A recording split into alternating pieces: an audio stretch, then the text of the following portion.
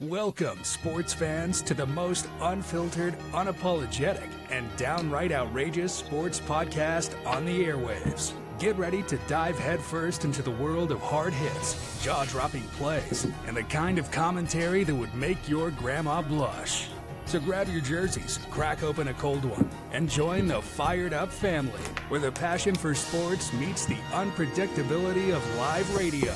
This is Fired Up Sports Radio. And now your hosts, Joe, Billy, and Jeff. A very good evening, ladies and gentlemen. It is Wednesday, December 6th, 2023. Welcome to Fired Up Sports Radio. The state of Florida is in influx. Their quarterbacks are dropping like flies. Their governors are planning on suing college football. And the Seminoles got fucked.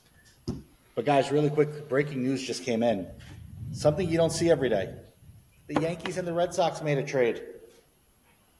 Oh. The Yankees have acquired Alex Verdugo. Did they really?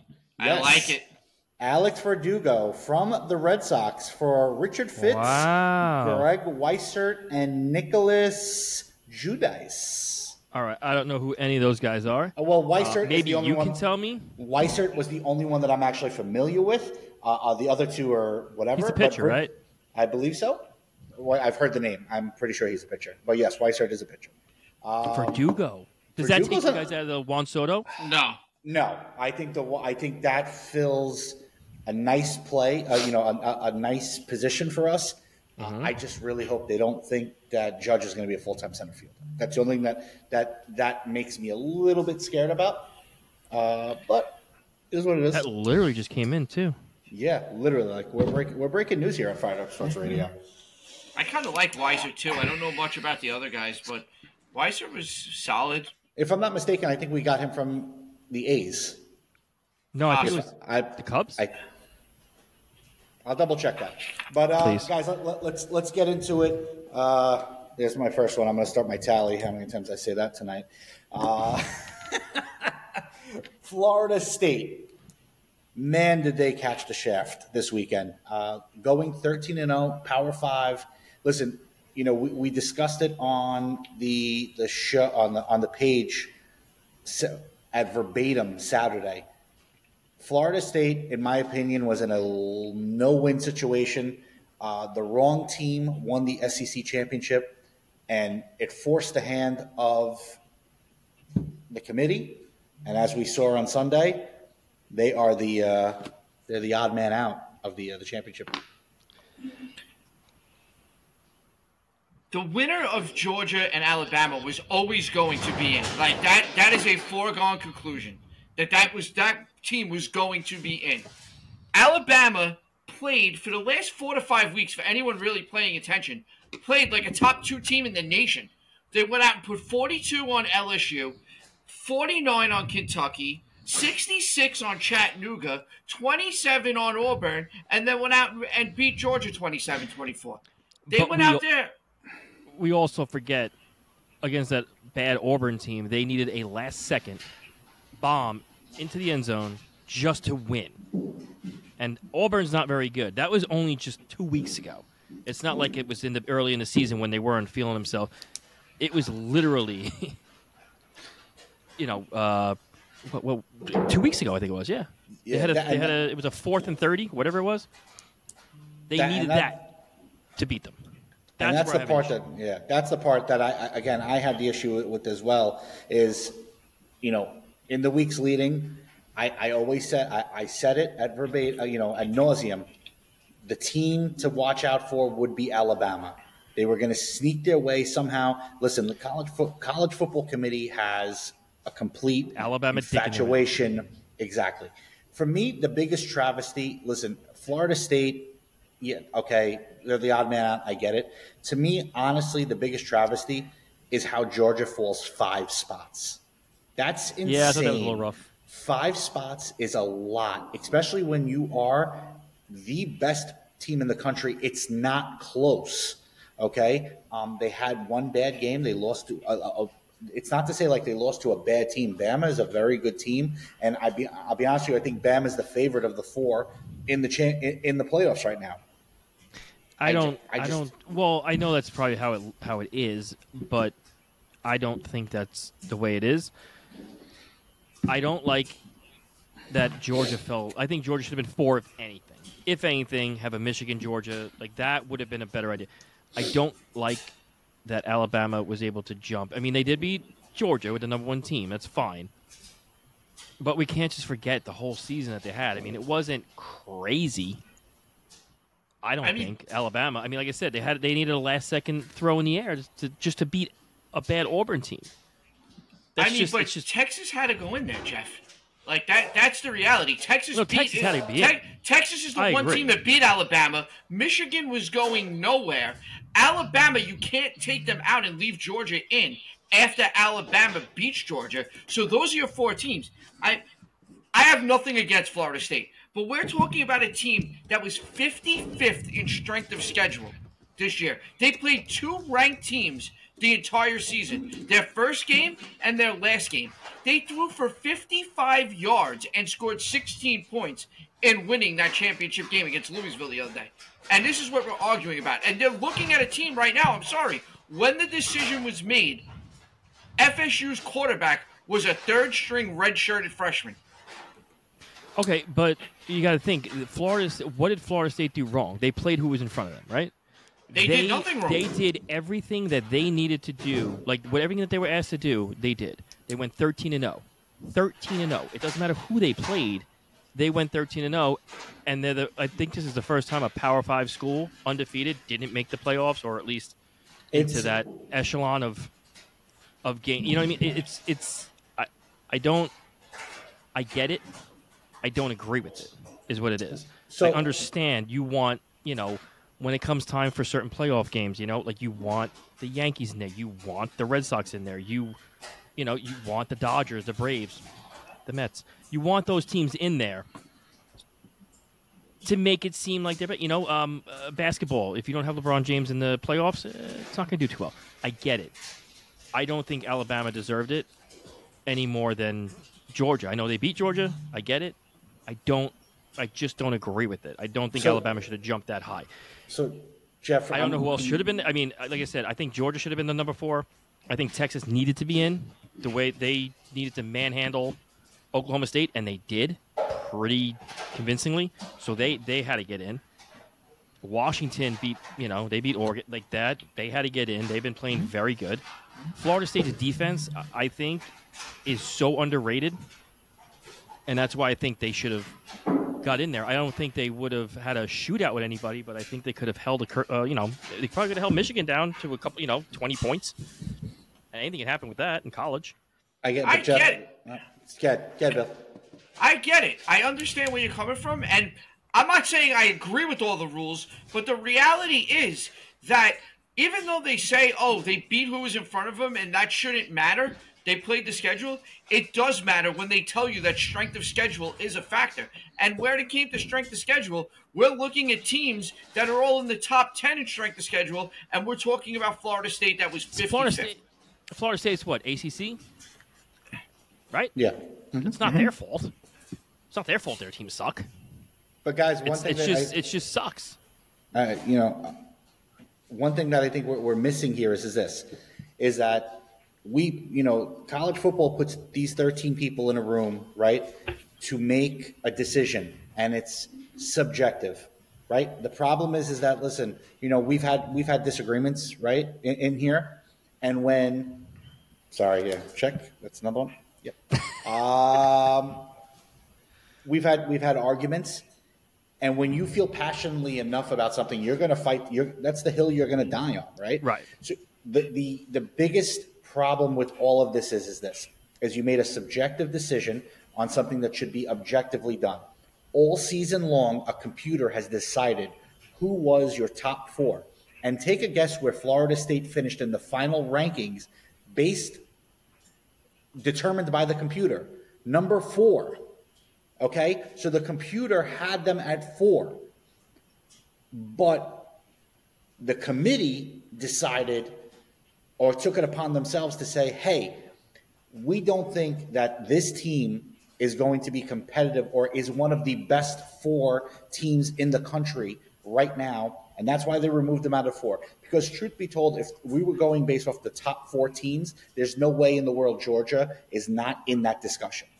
Georgia is 100% one of the, and I'll be honest with you, truth be told, Texas, when you're looking at the 2 teams, Texas beat an Oklahoma State who was ranked lower than the Louisville team that Florida State beat. So there's a lot of pieces to this puzzle that don't make sense because Florida State beat a higher ranked Louisville team, okay, and did it pretty, with that defense who hasn't given up, I don't think I think the number was over,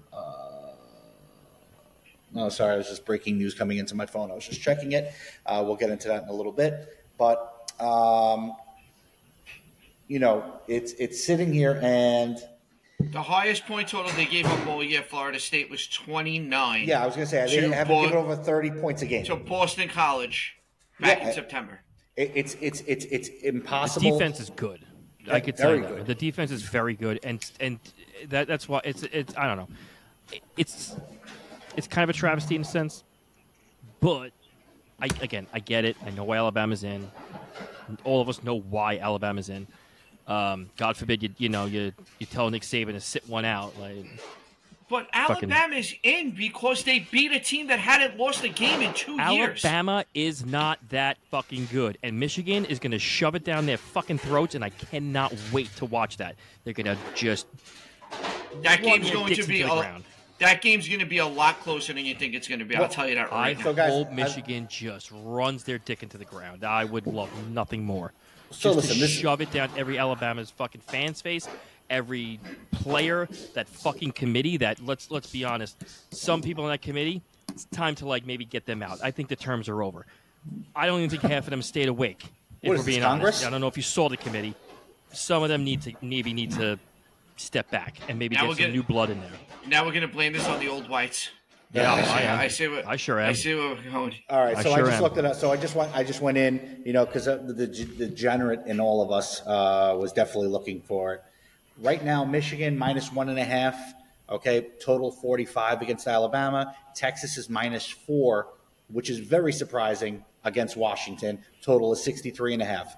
But guys, the big number that I'm looking at, and I'm going to go right to the Orange Bowl. I know where you're going. Yep. Is Georgia is a 14-point favorite over Florida State. Georgia didn't really play that good against Alabama, by the way. That was the worst game I've ever seen them play. They didn't. I mean, I listened. Shit. They had a lot of drops. Brock Bowers sucked. Yeah, Brock Bowers did not have a great game. But the problem with those games is you've already heard how a lot of these guys are opting not to play, entering the transfer portal. Like we heard the kid McCord from Ohio State, basically been run out of town. Kyle McCord. I don't want to say, boy, I said Matt, excuse me. Kyle McCord, he entered the transfer portal.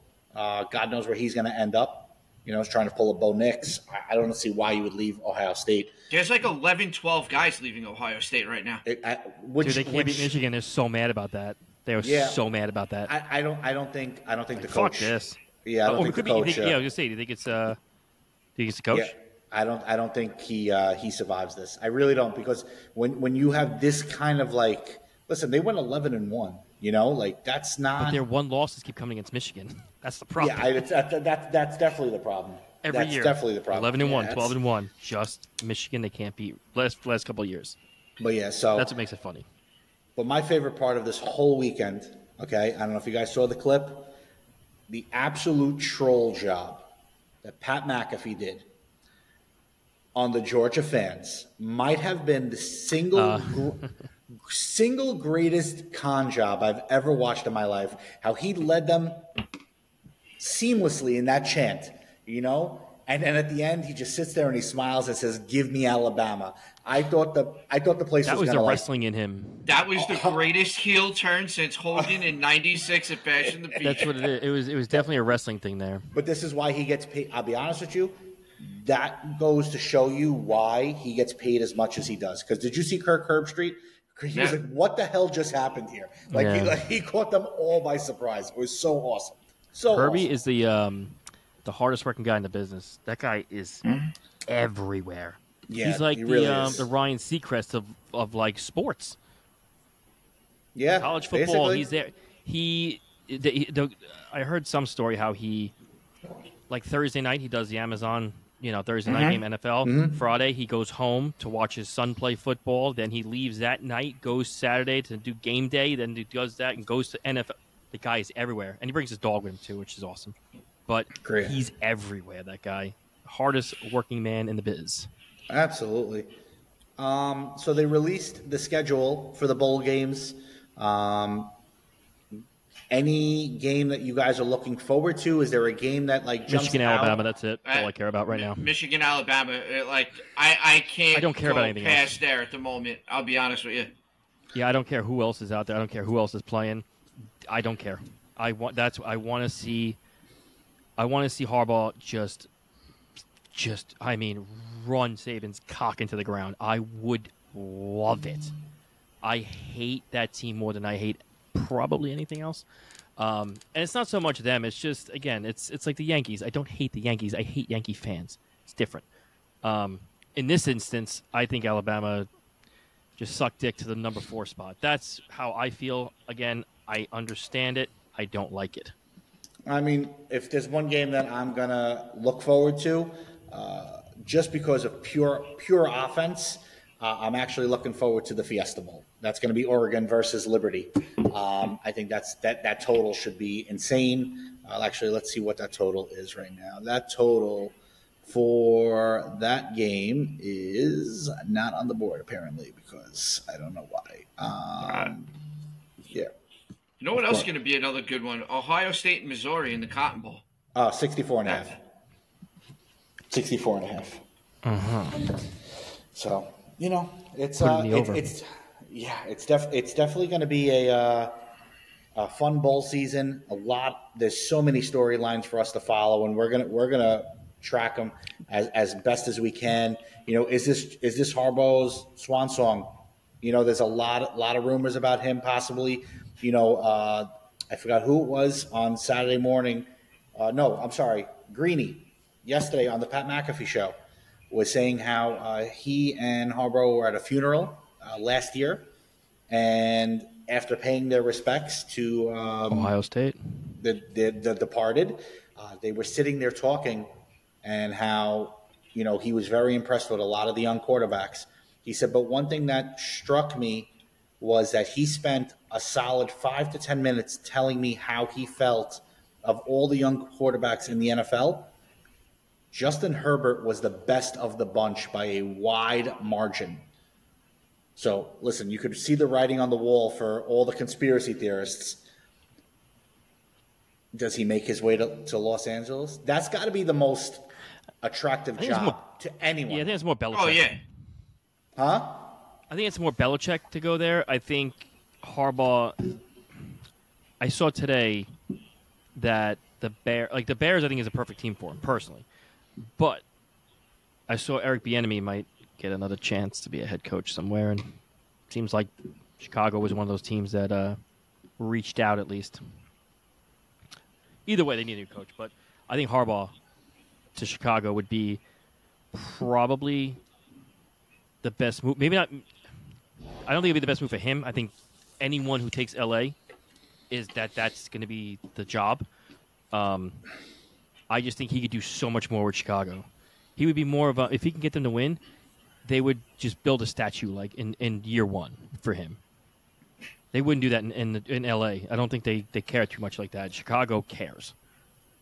I just think that for him and Belichick, and I think, Billy, you mentioned it last week, it's going to be what team is willing to give them full autonomy of the organization. Like, I'm coming in, and I need it top to bottom. This is my show. Like, I'm not answering to anyone. Like, just move along and let me do what I got to do. Well, Chargers, I think, are going to be the ones that are going to allow that to happen, especially with Belichick, because I think they're going to get rid of the head coach and the GM.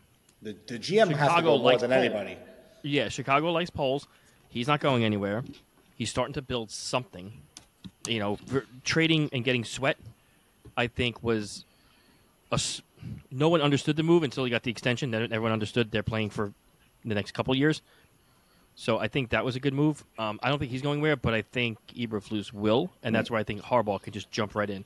And it's a shame because Belichick has control of the team and GM and head coach. He's not going. He's not going there. Good.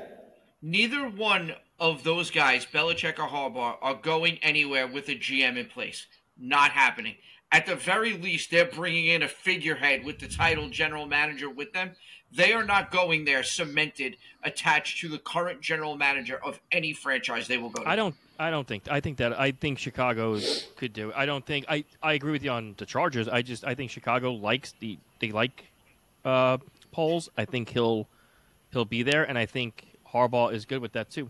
Personally, I mean, I don't know. I didn't really speak to him, but everything I'm gathering seems like that would be the way to go for him. But yeah, but it would have to be Harbaugh agreeing to work with Poles, not the other way around.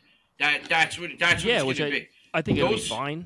Those guys are good. No, but I'm just saying, like, those guys are going to have to agree to work with those general managers, or those general managers aren't going to be there. Yeah, if Harbaugh comes in and says, "Look, I'm willing to take this team over. I'm bringing in all my guys, though. My offensive coordinator, my defensive coordinator, all my guys. It's the water boy, the clubhouse guy. I'm bringing those guys in. And if you can get a guy like Harbaugh in there, I don't think Poles says no at all. It'd be so stupid for him to say that. I don't think. No, I agree with you, but at the same time, if Harbaugh tells the owner of the Bears, "I don't want to work with Poles," Poles is out.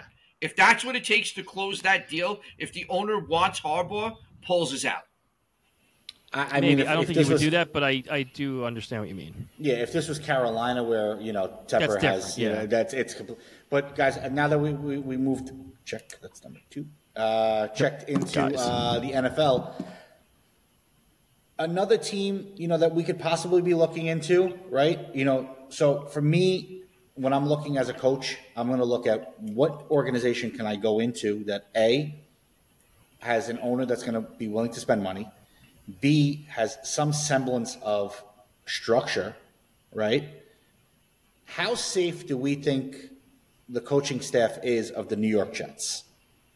Robert Saleh, does Hackett survive only because Aaron Rodgers is there and he tells could it be that we're overlooking the Jets as being one of the positions that one of these guys walk into to try to listen, it wouldn't be a bad deal for Harbaugh to come into the New York Jets. You have a great defense. You're going to have Rodgers next year. You have a solid number 1 wide receiver in Garrett Wilson. Breece Hall is whatever. And you're going to have a high draft pick. So could that be a suitable? I don't think Robert Saleh makes it the Monday after the season's over. He's fired. I can't see him surviving this again. I don't care, injury or no injury. What the Giants have done this season. He has no control of that team is what it is. No. And supposedly neither does your boy, Billy. Supposedly Mr. Dable is not a very well-liked guy in the locker room by any of the coaches. New York's going to be a tough place this offseason. It's going to be a tough place to sell.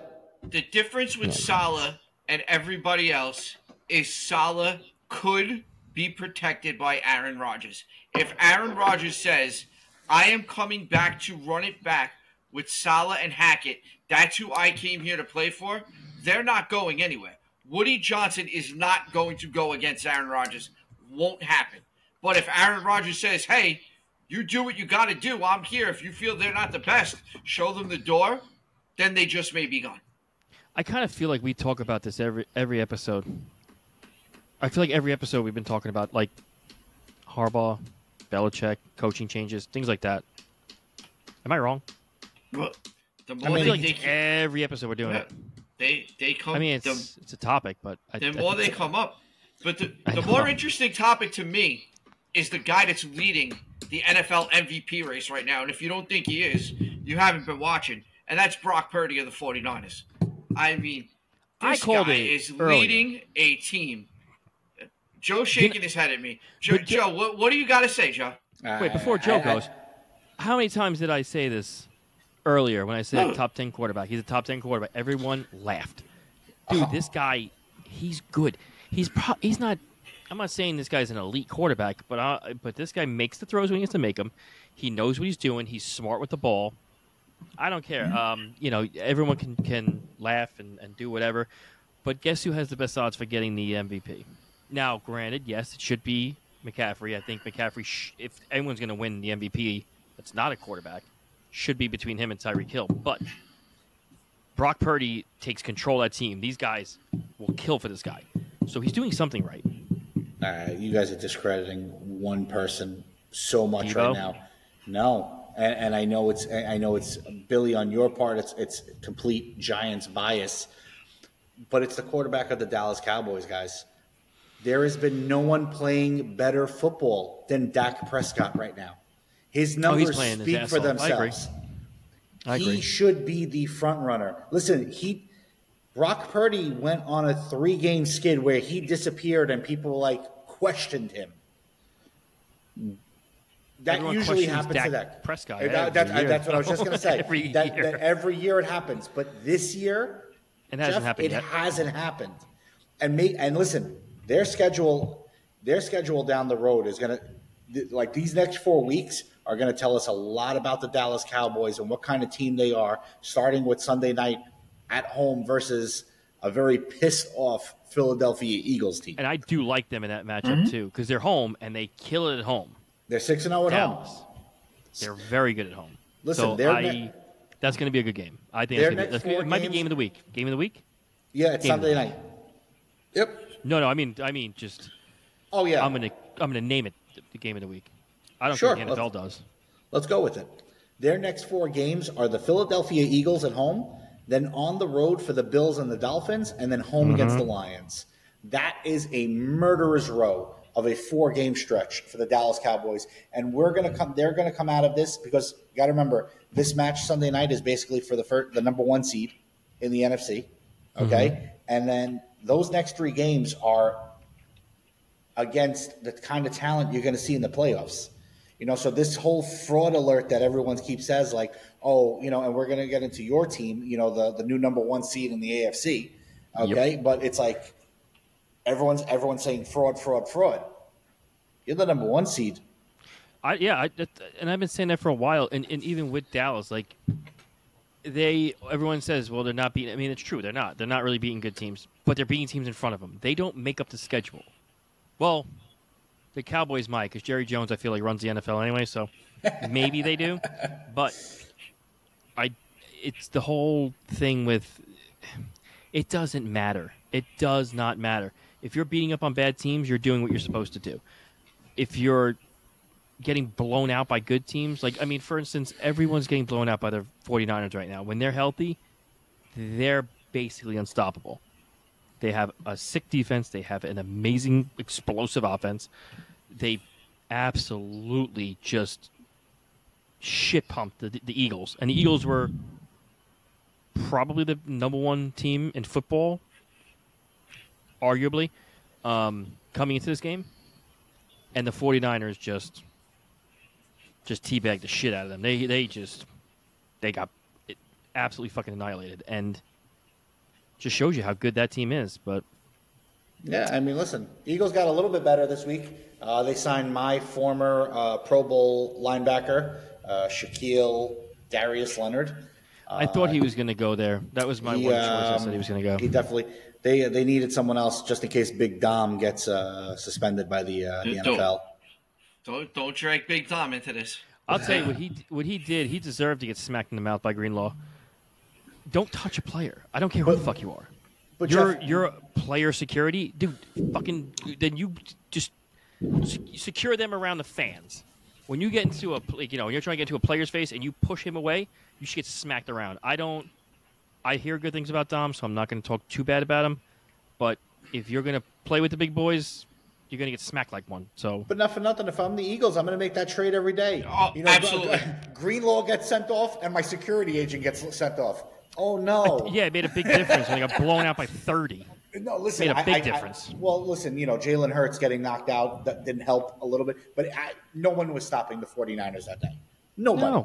No, they not even Dom. No, Jesus couldn't. No. Jesus couldn't. That's the whole thing. Like that's where I feel like the Eagles should have rallied. Once Dom got thrown out, that's when the Eagles should have been like, let's fucking go. We're bumping heads. We're going. And they fell flat on their face. That was nothing. That did nothing. Yeah, they just it was one into a juggernaut. Yeah, that's what it was. Every time that they thought that they had, they put it together. Here comes Deebo Samuel just blasting through it. Like, it's crazy because, every week, Jeff, to your point, if it's not McCaffrey, it's Deebo. If it's not Deebo, it's Ayuk. Kittle. If it's not Ayuk, it's Kittle. It's always Ayuk, though, too. He's always in the mix. He is. I love Ayuk. I think he's so undervalued as a wide receiver. He is. Because of the team he's on. Let me ask you one thing. There's one – now, this will sound biased, but it will also make sense if you hear it out.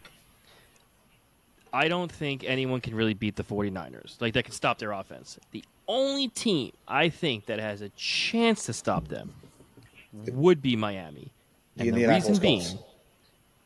reason being, they play a very, very similar offense to the Dolphins. The Dolphins defense sees that at practice every single day with faster guys.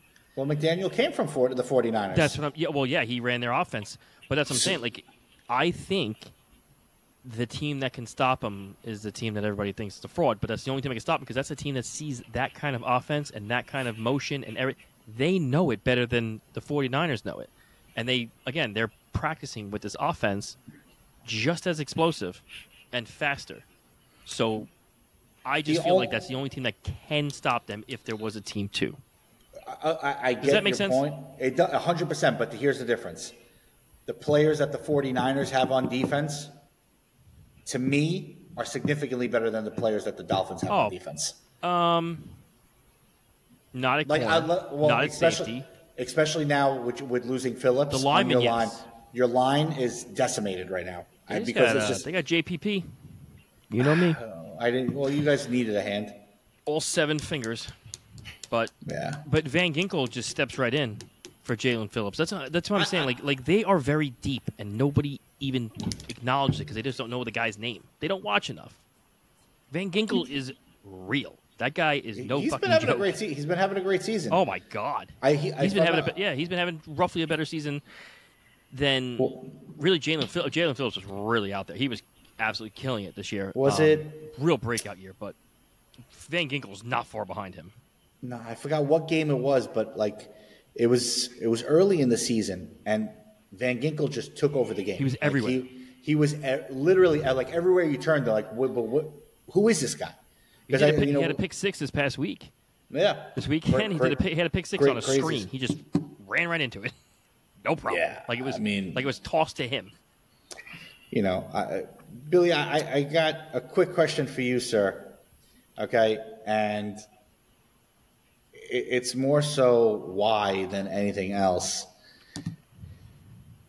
Why do the New England Patriots still play football? They're tanking perfectly. They have given up a combined 20 points in the last 3 weeks, and they're 0-3. They built a terrible team. They're only scoring 3. That is the most fucked up stat I have ever read in my life. That they have given up, I think it was 6, 3, 10. Yeah, I think they gave up 19 points in the last 3 weeks, and they have not won any of them. They built a terrible team, and they're one of the handful of teams that they keep doing these things, and they think they're smarter than everybody else, and eventually it was going to catch up to them. And now it has. And you know who else it's caught up to? The Kansas City Chiefs, because they just don't look good anymore. That offense needs a number 1 wide receiver because they're nothing without one. Rashee Rice is showing flashes, great. He's not a number 1. Travis Kelce, they're just doubling him. He's the only option. They're not going. These defenses are going out there. Green Bay did it this week, and everybody before them is doing it. They're not going to let Travis Kelce beat them, and that's all they have to do because there's nobody on that team right now to stretch the field. They had Tyreek. They let Tyreek walk. They caught lightning in the bottle with Juju last year. They were able to get things done last year, but now they went another year thinking Andy Reid was smarter than everybody else. We don't need that. We'll keep signing 5 guys that belong in the slot. Rashee Rice, Kadarius Toney, MVS. All they keep doing. And it's catching up to them right now because they can't stretch the field. So I had in my notes here that you brought it up. Mahomes not having a wide receiver hurting him seems to be that way. Do you think it has a little bit to do with Bieniemy as well?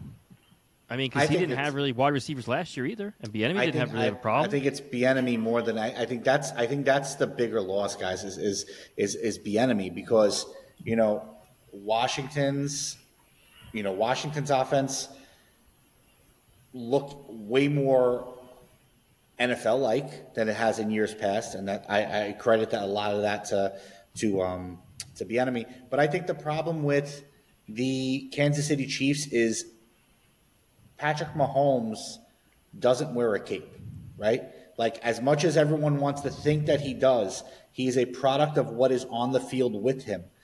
So like in the old school days, when you faced a stout a great offense with a good running back, what did you do? You put everyone in the box and you forced the quarterback to beat them. Now, Billy, like you said, they're just circling Kelce.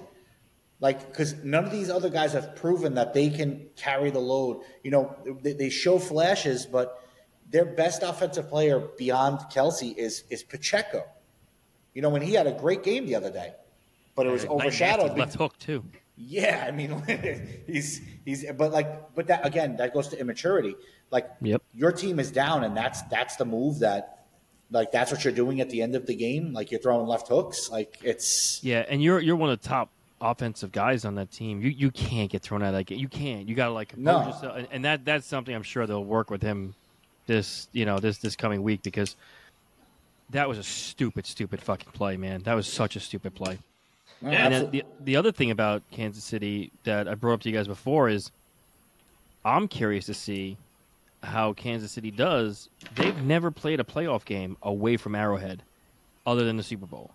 Every playoff game went through Kansas City, and it doesn't look like that's happening this year. So I want to see how Mahomes does against a team, that he has to go.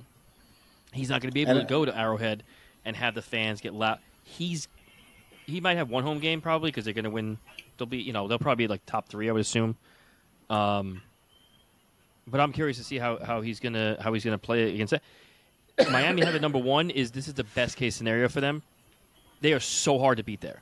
So you got to go and play in 80-degree weather where everyone else is 20-degree weather.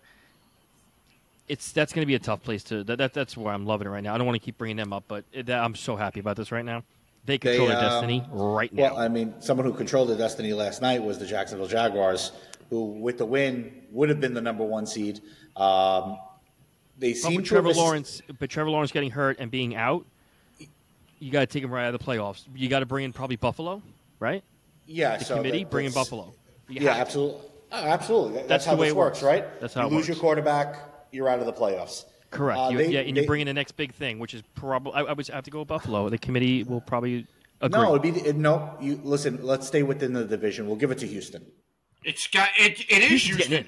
I'd rather watch Houston over the Browns. I'd rather watch Houston over, sorry, Joe, but the Colts, the Steelers. I'd rather watch Houston in the playoffs over any of those teams. Oh, Houston's getting in. They're getting in normally. Buffalo is going to be the committee pick for Jacksonville. But I'm telling you right now, Houston's going to make it in. Houston is very good. They lost Tank Dell. That's a big loss. It's huge. That's a big loss. Yeah. But they still have weapons. They still have Nico Collins, who went off this week. I don't know where Noah Brown went. He only got targeted, I think, twice this week. I don't know really what's going on with him. He was a little flash in the pan, but he's got it. Brevin Jordan kind of showed up a bit. He had 4 targets. He caught 64 yards receiving. So he's another option. But then you have the running backs, which we always talk about, Thunder and Lightning. You got Damian Pierce, you got Devin Singletary. You have a good offense, and your defense is pretty good. Yep, Jeff, you're missing 2 players. You're missing the big tight end acquisition of Dalton Schultz, and you're also missing Robert Woods. Well, both didn't really play a factor in this past game against a hot Denver team, so that's why I'm going to leave them out. But yes, that's what I'm saying. Like, they have weapons. Their defense is good. Their offense with Stroud is, this guy's really fucking good. You should start seeing more of Woods now with Tank Dell gone. You should see Robert Woods a lot more, and he could play a big role down the stretch. But speaking about really good, Jordan Love is looking really good, guys. Really good. Yep. Jordan Love is looking good. And I texted you guys. Yeah. Like, during the game, I said, I'm like, is this guy good? Like, how the fuck does Green Bay do it all the time? I wish I would have listened to myself, because Sunday, me and Angelo were texting each other, and Angelo texted me at 8:45 a.m. and said, take every dollar you own, your son, your wife, your apartment, your car, everything, and put them on the 49ers. He goes, the line is wildly inaccurate. He goes, it should never happen. Fine, we're laughing the whole way. We're sharing pictures of, we both had our TVs set up with the Reds behind. I text him at 7:30. I said, something about this game tonight screams Packers, and I don't know why. And he doesn't respond. Of course, I don't listen to myself and go Kansas City Chiefs, and that hurt. And then I did the same thing again last night. Wasn't a good night, guys. I didn't think Cincinnati. Yeah, last night was a tough one, man. I thought Jackson was going to run just rampant over them. And Browning. Dude, well, his first, I think he was 10 for 10 for like 40 yards, 42 yards, something dumb. He was, I think after like his first 10 passes, his deepest pass he completed was 4 yards. Like, that was the most. And I was like, this is going to be a disaster. He had, I think Jamar Chase had 4 catches and like 10 yards. Like, it was something stupid. And I was like, this is going to be a disaster tonight. But no, he showed up after a while. Listen, he wasn't bad in Washington. He was pretty good. He was not a bad college quarterback. He really wasn't. He was not a bad college quarterback. But back to your Love. I'm sorry I took you guys off the train there. Listen, Jordan Love leads the league in, if I'm not mistaken, I think he leads the league in games with 4+ touchdowns and 0 interceptions. I think he's done it 4 times so far this season. And the next person behind him, I think, is like either 2 or 3. But it's any word on Christian Watson? Not as of yet. I haven't seen. That would kill him if he went down for a bit. Oh yeah. Yeah, I mean, especially because they seem to, like, beginning of the season, Watson was hurt, and the first few games back, they really didn't have any continuity at all. But as they've been playing, they've gotten way better as far as no Aaron Jones either, but AJ Dillon kind of came. Yeah, he kind of picked up that slack. Yeah, I mean, Romeo Doubs really wasn't anywhere to be found. I mean, he was whatever. He had a few catches. The name is escaping me. Who's the third kid? Very young. He's kind of like their burner on that team. The name is escaping me, and I didn't write it down. I should have been a little bit more prepared. I apologize. I'll tell you in 2 seconds what the name is. And Mahomes looked like shit at Lambeau. His first time at Lambeau looked like shit. Yeah. Because they took Kelsey out of the game, and they had nothing else. Well, that's what you have to do with that team. He's the only guy he throws to, like, consistently, and I mean especially with his girl there. I thought he was going to be a shoo-in for a touchdown. Is that the first game that he's lost with her in? Yes. Well, yeah. Yeah. That's it. I think that was like the best competition he's had too. Karma they were smart. They brought around like the Bears. They brought around like the shit teams. Like that was like perfect. perfectly done. Karma is a bitch, huh? But the one thing, that her song? I'd love to hear you guys' opinion on this. Regardless of what Mahomes looked like, are you gonna tell me? Are you gonna tell me that pass to MVS was not pass interference? Oh, it's 100% pass interference. 1,000,000%. And then the even that last one where to Kelsey in the end zone, yeah, that was another one. Yep. Let me tell you something about the officiating. That's never the officiating called. has been terrible all year. It's been shit, and something needs to happen. It is so bad. Every week there's a new call. The Philly game in San Fran, missed calls and phantom calls left and right. But I think that they need Chiefs to be able to and review Packers it. game was ridiculous. I mean, there were 3 calls at the end of the game. I mean, the Mahomes hit should not have been called That a late hit, should not have been called. and those were 2 pass interference calls. But guys, and I said it. Who cares? Didn't they change and refresh my memory? Didn't they change the rules with the pass interference that you were able to challenge it after that egregious one in the playoffs with the Saints? They got rid of that so fast, though. That was like a But one. it doesn't matter. You're not allowed to challenge in the last 2 minutes anyway. Yeah, but that should be something that's looked at. Like when, if you were still especially in the able last 2 minutes. to do it, yeah. If you were still able to challenge the pass interference, I think that would have been called. Like you could, like when you get the penalties now, like it's under 2 minutes, but like the head coach goes, "Dude, you guys got to look at that. That was way too close," and they just do it. Something like that would have happened, but because you can't challenge it anymore, pass interference, which I think was a little ridiculous. I think that was just too much. It was making. I mean, games are going. It's just everything's pass interference if you really think about it. Just like every play has a holding, but just doesn't get called. Just the really bad ones. But that's why I don't think it was called. They were blatant pass interference on both of those. So now, but opinion. you can't do anything about it, so you deal with it. Do you guys think that the pass interference wasn't called because they called the BS roughing the passer? Maybe Because he was in bounds. Maybe He was in bounds. he was 100% in bounds. I think that was another ridiculous thing because there was another game where a quarterback got hit out of bounds and nothing was called. They're protecting the people who they want to protect is really what it comes down to. They're protecting Mahomes because NFL needs Mahomes. Just like, Frankie Mongoris needs Mahomes. You need Fair Mahomes. enough. Fair enough. Mm-hmm. I mean, that's definitely fair Yeah, enough. I just think it was bad. I just think it was bad. 3 bad calls. I don't think it was, we No, they missed were this, so horrible. we're going to Yeah. give them that. I just think there was no rhyme or reason. They missed 3 calls at the end of the game. So bad. 2 of But the which ended up. the officiating's been shit all year. Like, I mean, it's not a secret. It's No, not a it's- secret. it's- There's it's- so it's- much bullshit calls. It's really bad, and it's But what do you think would be like? The how do owners you have to fix say that? something. Like, the owners have to get together and be like, go to Goodell and be like, dude, we got to do something. Like, this is ridiculous. I've been advocating for this forever. When refs are done, and this goes for every officiate, like umpires in baseball, whatever it is. At the end of the game, just like the players and just like the coaches have to talk to the Press press, conference. I think the referees and the umpires they need to do the same. Hold them accountable for their shit calls. That's the only way you can do it. I mean, that'd be awesome.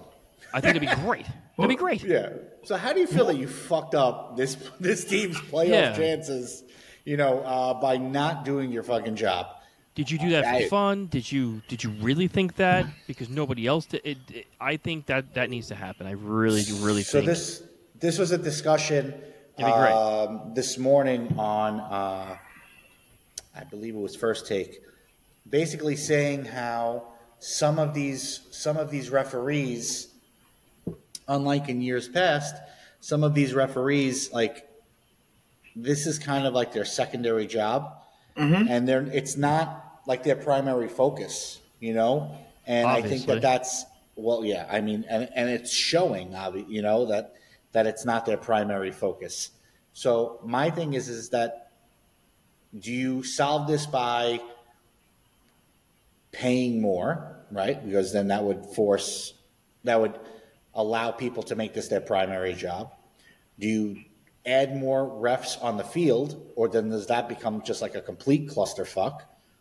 Or do you open up, not the coach's challenge, but similar to how like they have in college football, where there's someone watching the game at all times up top, and if the refs miss something blatant, they get buzzed and say, hey, go back and take a look at this play.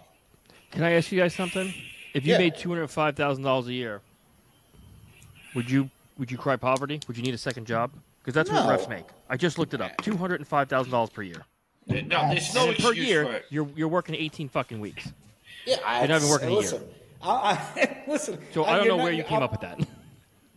But no, again, it wasn't my discussion. This was my discussion that was on ESPN. Take it up. That's your first problem. ESPN sucks. They don't know shit. They're horrible. Listen, Get rid of them. certain shows are good, but listen, it's whatever. It is what it is. You're allowed to. Opinions are like assholes. Everyone's got one. It's a fact. And that is your opinion.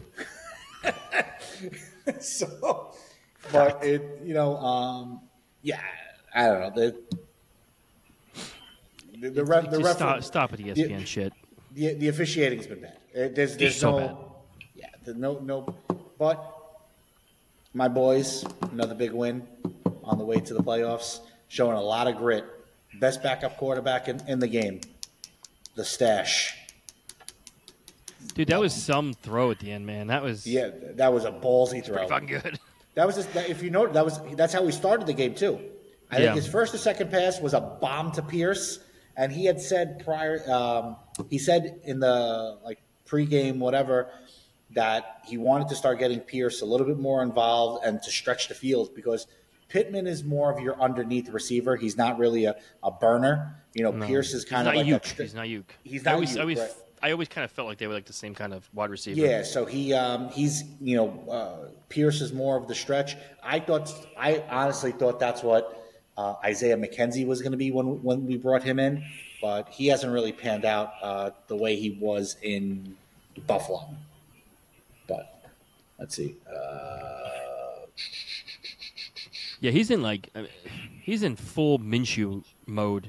When that guy's going, man, he's so much fun to watch. I'd rather watch him than a lot of other quarterbacks. But he's by far the best backup quarterback in football, maybe ever. Yeah, maybe ever. I told you, Billy, last week when you had said that how big of an injury was the Jonathan Taylor injury, and I told you we don't skip a beat. Zach Moss keeps it moving. That line, that defense has been playing really good.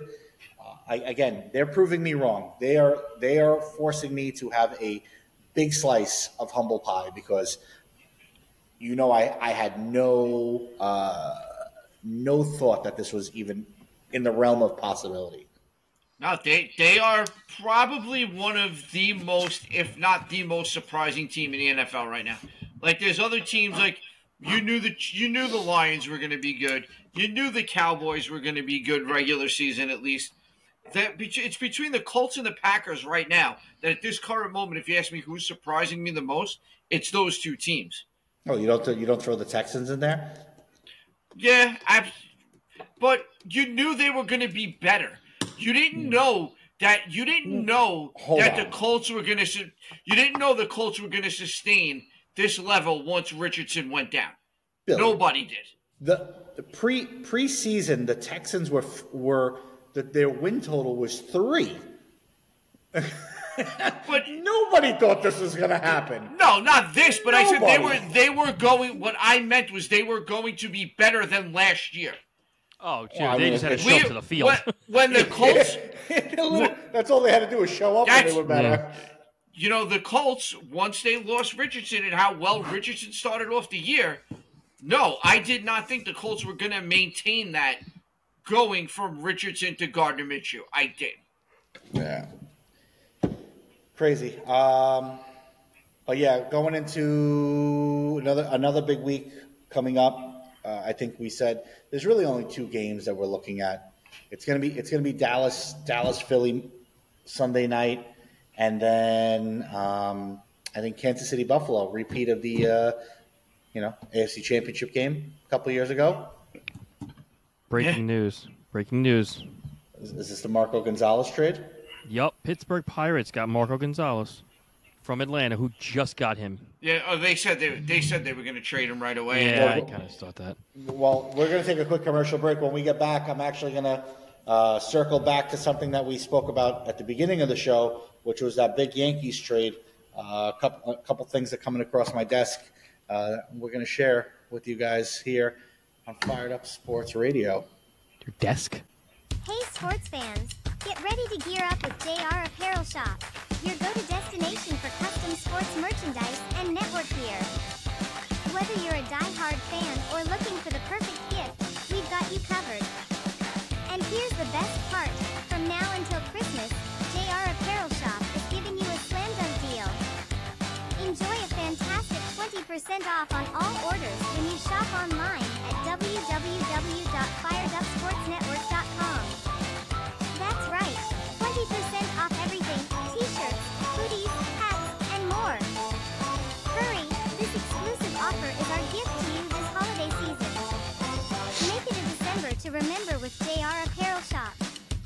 Visit www.firedupsportsnetwork.com today and browse our wide selection of custom sports merchandise and network gear. Don't miss out on the chance to show your team pride or support your favorite network with style. That's right. Make sure you go check out firedupsportsnetwork.com. Hoodies, hats, t-shirts. We got it all. And now Coffee through mugs, Christmas, pint glasses, stickers. we got everything. 20% off now for Christmas. Not Literally everything. Not a bad deal. But yeah, guys, a pretty sick logo too. New logo, we love it. Yeah, I'm hoping that this guy signs while we're on the show, just so I can feel cool for wearing his shirt. But he's the one that's holding up all of the winter meetings right now. Yep. So we opened That's up what I the said show. to somebody, and they told me no. I'm like, yes. Yeah, It's not even me. It's not like that's not even my thought. That's literally what's been said by people who are there. The other free agents are afraid to sign because they don't want to undersell themselves based on he's going to set the market, and I think Yamamoto is going to set the market for the pitchers. They've been saying he's going to get over 300 mil, which this guy better show up. If he's going to make 300 mil, believe me, I'm not one to say like, oh, it's too much. I don't care. I don't give a shit how much it costs. I want that guy in Queens so fucking bad. You have no idea. I don't care how much. It's not your money. I don't give a shit. I don't care. It does not bother me in the least bit. But that's one guy I really, really want. Like we were talking earlier, and I said, I'm like, I don't care if they get Eric Fede. If they get Yamamoto, I don't give a shit who else they get. I don't care. That's my main target this offseason. Fair enough. I just got to send an email to Uncle Steve, let him know what's going on. I got to keep checking in on him. So, well, I mean, his wife follows us on Instagram, so maybe you should shoot her a DM. I'm going to slide in her DMs and tell her slide Yamamoto or you're out, nothing, or blocking you. Or you're getting blocked. You're gonna be blocked if you don't get Yamamoto. But we opened up the show with some breaking news: Yankees and Red Sox make a trade. Yankees acquire not a Bronx fan favorite in Alex Verdugo. He has fought with 1 or 100 people in left field while playing in Yankee Stadium, so he's not exactly a favorite of the bleacher creatures in the Bronx. He's got to shave that little red beard too now, right? Yeah, but he may not be in New York long enough to have to worry about that, because now they're saying, I believe it was Jeff Passan,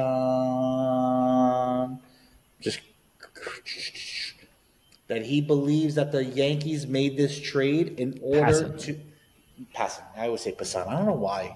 Yeah, You're trying to make him sound really fancy. He's not. Yeah, Passan. But they believe that he's going to be part of the deal for Soto. Apparently, according to Jack Curry, talks between the New York Yankees and the San Diego Padres have intensified over the last 2 hours. So do not be surprised to see the Yankees include Verdugo in a deal to get Juan Soto to the Bronx. How's that for some reporting? Yeah, no, that's what it looks like here, and it's because the last rumor we heard was that the Padres wanted to include unloading Grisham in the trade, which means the Padres would now be down 2 of their starting outfielders from last year, so they're going to look definitely to recoup an outfielder, and Verdugo would slide right into left field in San Diego. So it is definitely a possibility. But the Yankees didn't give anybody up. No. They gave up nobody to get Verdugo. Nobody. No, 100%. And then the other thing that we were talking about, or that I had mentioned while we were there, according to everybody's favorite reporter, good old Bobby, currently right now, the Dodgers and the Blue Jays have emerged as the finalists in the Shohei Ohtani sweepstakes. You see, I don't believe that, and if you remember early on, Ohtani, his camp said, if anyone leaks anything, you're done. Like we're not moving any further. And these are the 2 that leaked. The Cubs are out. The Dodgers and they've been, and if you look at any of my tweets or anything, I just put Dodgers are eliminated. Now Toronto, he's going to meet up at Toronto. Toronto is eliminated. Kind of running out of teams here. That's what it looks like. If any of that was said to be true. Yeah,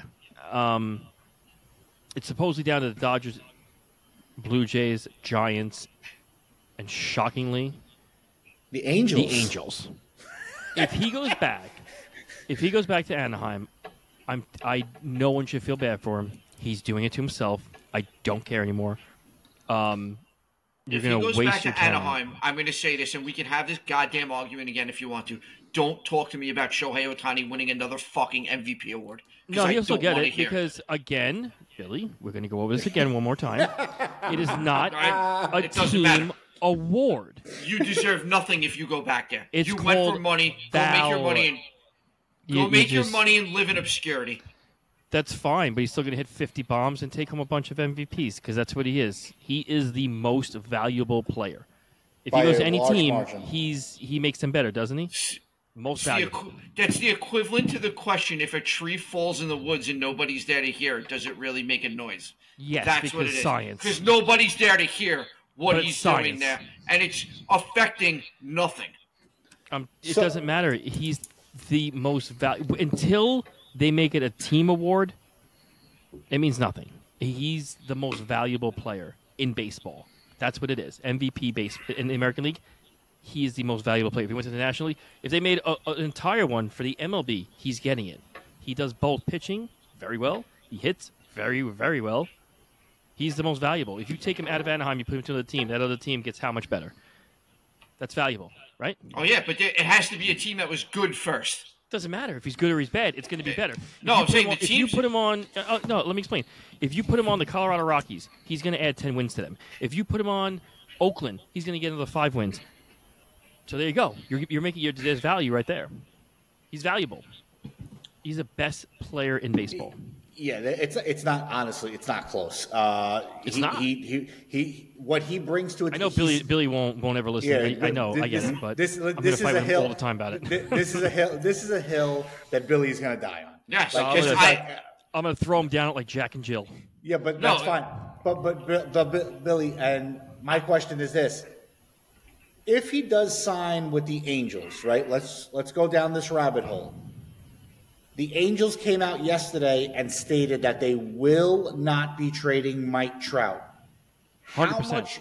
100%. Yes, he used 100%. Yes. How much of a factor is playing with Mike Trout going to weigh on the decision of Shohei Ohtani? Because here's my thing. At some point, listen, they bring in Ron Washington. Moreno isn't afraid to spend money. You know, like they're not afraid to spend money.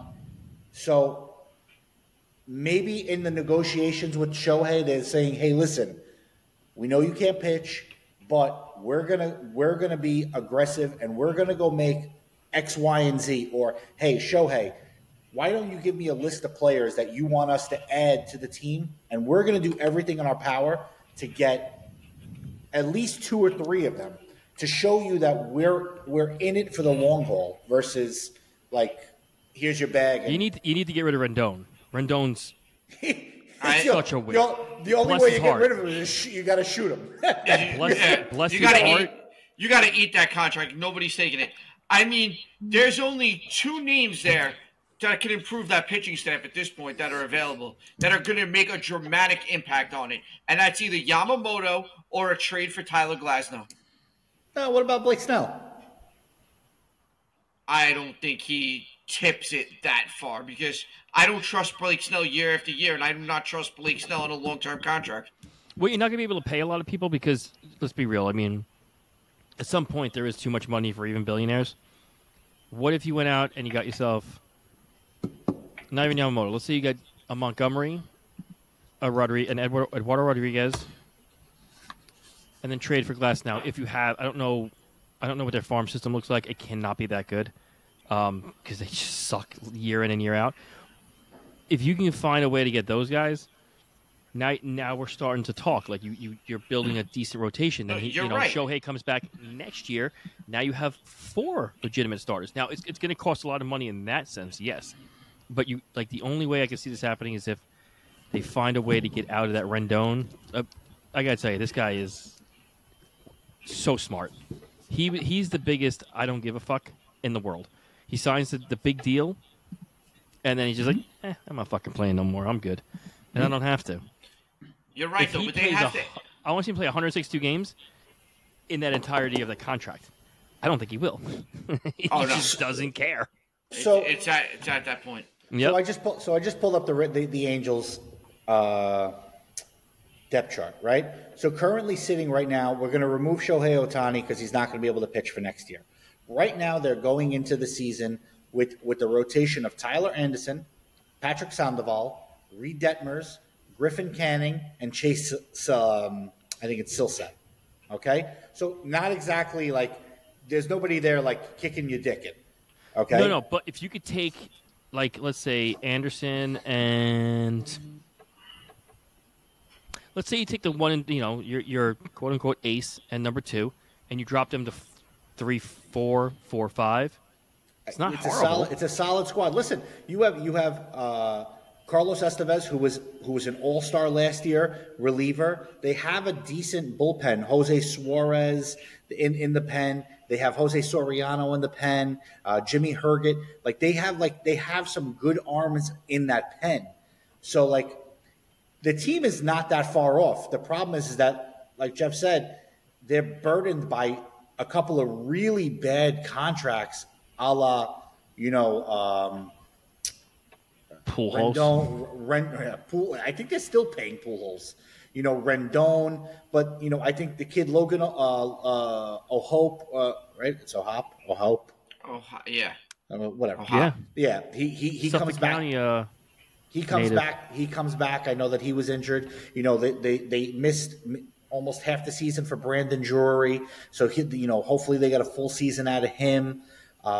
David Fletcher really didn't do anything. Renfigo wasn't a bad little player for them last year.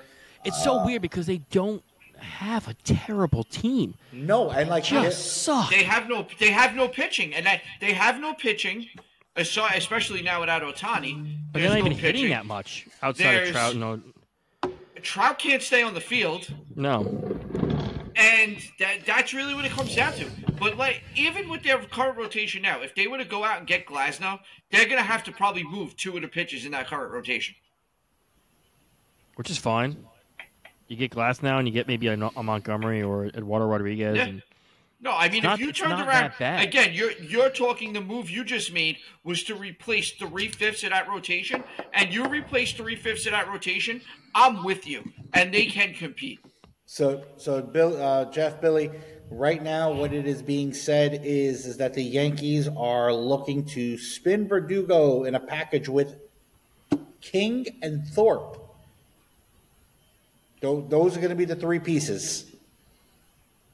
I think it's going to be more than 3. I mean, but I think those San are the Diego's 3. getting a little crazy what they're asking, but correct. But I think have those to give them up really. Or do you, if I'm San Diego, if I don't get what I want right now, then I'm waiting for the trade deadline when someone's very desperate to get a big bat, and then you can start really fucking other teams that way. Yeah, but if you think about it, though, Jeff, you're not going to get as much because at least now you'll be desperate. You might. Yeah, but hold on. If I trade for Juan Soto right now, I know I'm getting him for a full season versus me trading for him in July, end of July, and only getting him as a 2-month rental because he has come out and said less players, bigger prospects. I think it would be. He's testing the free agency. He came out and said that. But that's what I'm saying. So like, why would I? Fuck you, keep him. I'll try my luck at the end of the season. You know, like I'm not. Some teams get very desperate to get that World Series ring. Yeah, but they get very, very desperate.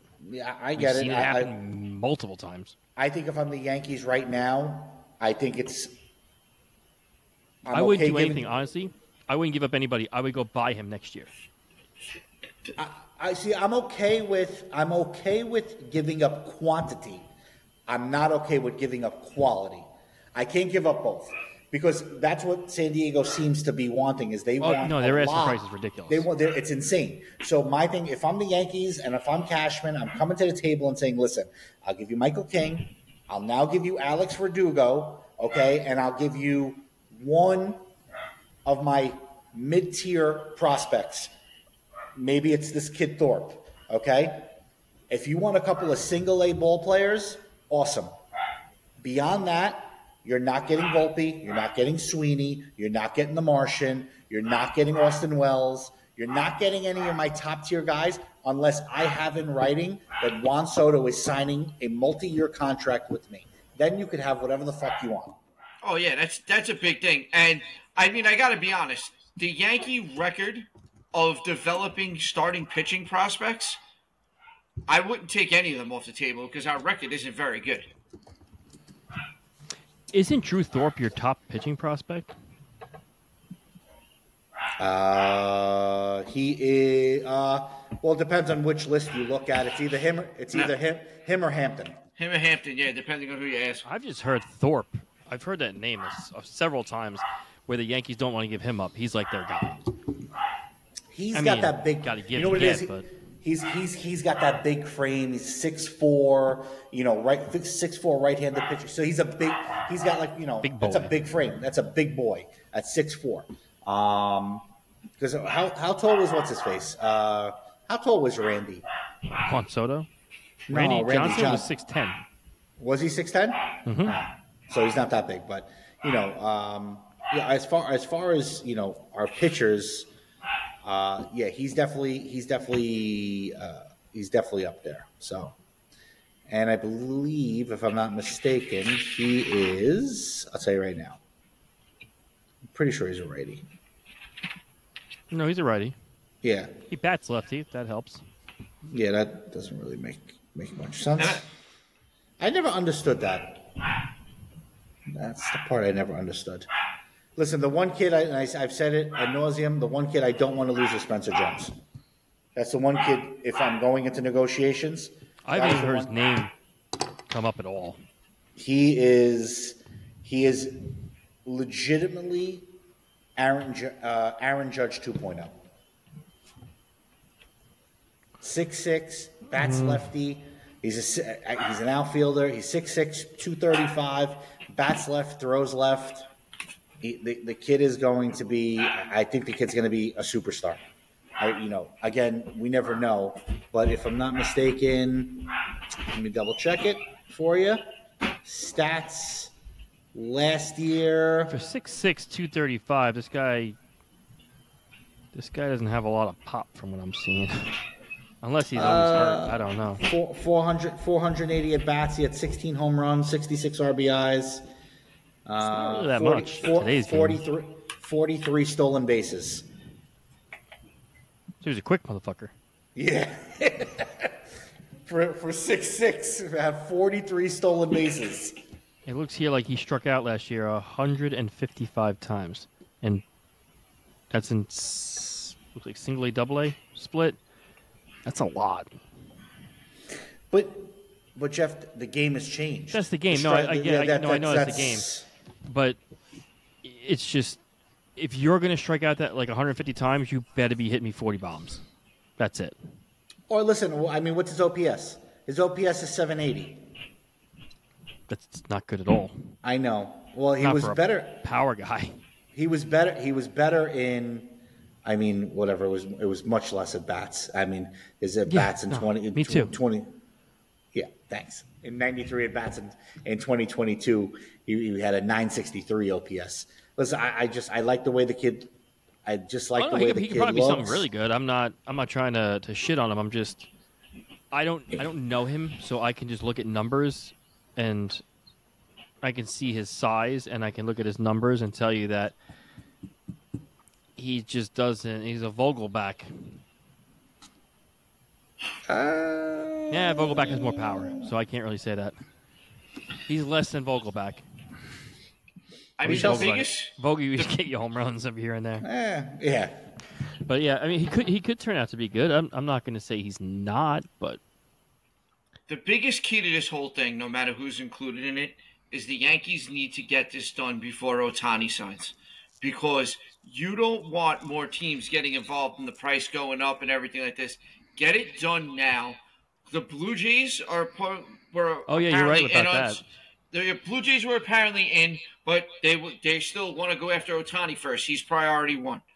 You don't want them to. The Dodgers are probably going to try to make a play. I don't know if San Diego would trade him in the division. The Dodgers are probably going to try to make a play if they miss out on him. The Giants are probably going to try to make a play if they miss out. Maybe the Cubs, who knows? They're looking to throw money at somebody. I wouldn't mind trading him in division. Only reason being, he might not be there next year. You might be able to get him back next year. I doubt San Diego would do that. But my point is, you can trade him this year. If you could just very get rid of rarely him, see superstars traded in the division, though, Jeff. No, but you also don't see a lot of them that will give you 1 year and then they could be gone. You know, like so that's where I feel like it wouldn't matter. Like if I can get you a bunch of prospects and then he signs somewhere else, maybe not even in the same league, he might go to the American League. We don't know. I'm kind of willing to take that chance if I get the right prospects. I wouldn't care. I always felt also that if you were to do something like that, you're always gonna want more from the division rival. Like that's true. The division rival is gonna have to pay the bigger price. Always, but that's okay. If it's gonna get you a ring, that's all people want. They want the ring. They don't really care about going back to back that much either. If you notice, they're just like, well, let's just go all out and get the ring, and then we'll figure it out from there. No, absolutely. And Jeff, this should put a little bit of a smile on your face.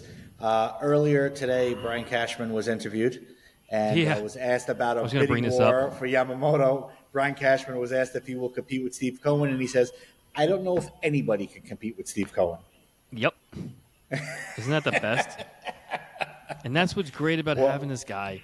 Welcome to the party, Mets fans. Can I just – all right, there's one thing I have to say, and it's not even so much people that even in our group – but people calling Steve Cohen like Wilpon 2.0, shut the fuck up, dude. Shut the fuck up.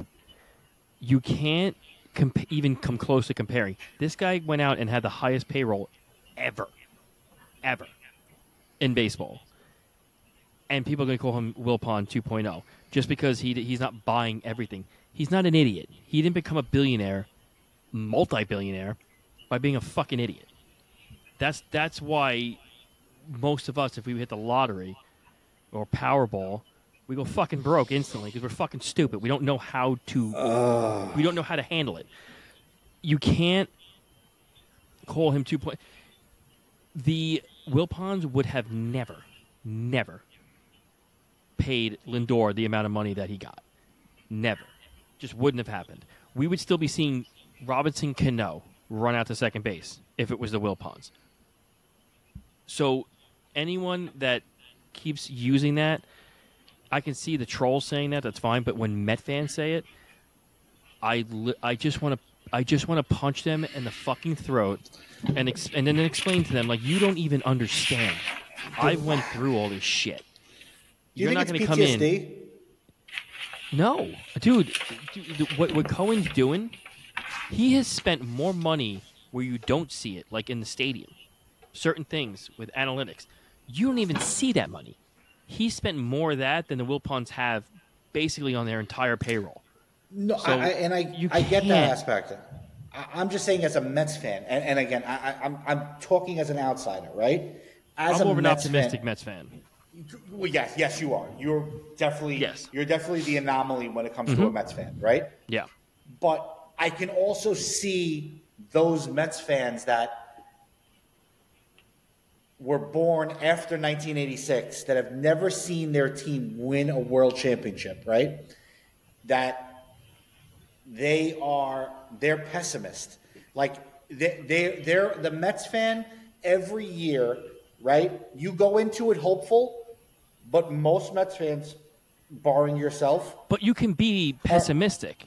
You can be pessimistic. They're always they're like the bad gambler, right? The gambler can always tell you their best. They can never tell you when they won, but they can always relive to the T of like their bad beats, their bad losses. And that's what I feel like the Mets fan is. That's what they engage. Like they love it because like they can't wait for the other shoe to drop. Some of them use it as their identity. That's not me. That's not me at all. But you also have to open your eyes and see it's not even close to the last regime. No, I don't care if I'm just waiting for this to happen. I'm waiting for that to happen. You can't. You cannot compare Wilpon to Cohen. You just can't. The Wilpons would have never in their lifetime ever had the highest payroll, over $300 million, pay all his luxury tax, just to try and make the fans happy. They went out. He spent $85 million combined to get Scherzer. I mean, granted, yeah, they're a little bit older, but you were getting the guys that everyone wanted. Oh, I want you to get this guy. I want you to get that. And he's doing it. You can't. He's not going to just get players just to get. He's not going to have a $500 million payroll just because you want one. He's going to play it smart. He went out last year. He paid, again, another thing a Wilpons wouldn't do, he paid other teams more money to get better prospects and give them the other guys, like a Verlander, like a Scherzer. And look who we got back. We got rid of Scherzer. We got back Acuna. You went and in Houston, you gave, I'm going to pay X amount for Verlander. You got two of their better prospects that are just absolutely raking the fucking ball. You cannot compare the two because the Wilpons would have taken shit prospects. You take the money off my books. I'm not paying you shit. You can give me a list of prospects. That's fine. It's not. You cannot compare that. It's just you can't. If you try to, you're going to look like a fucking idiot, and I'm going to call it out as well. I don't stay quiet over shit like that. It's not the same. Not even close. But no, it's not even close. But the whole thing is, he's going to continue to get that criticism until they see these moves starting to pay off. Give it a year or two. Not even. Yeah, because listen, remember, Rome we were talking about. In a day.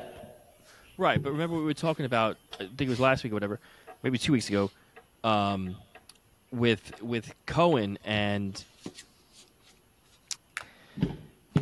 it's so frustrating to try and explain this, and you'll have and that's not it. Like if it's Yankee fans or it's Braves fans or Philly fans that want to say this shit, I expect it. It's fine. I don't care.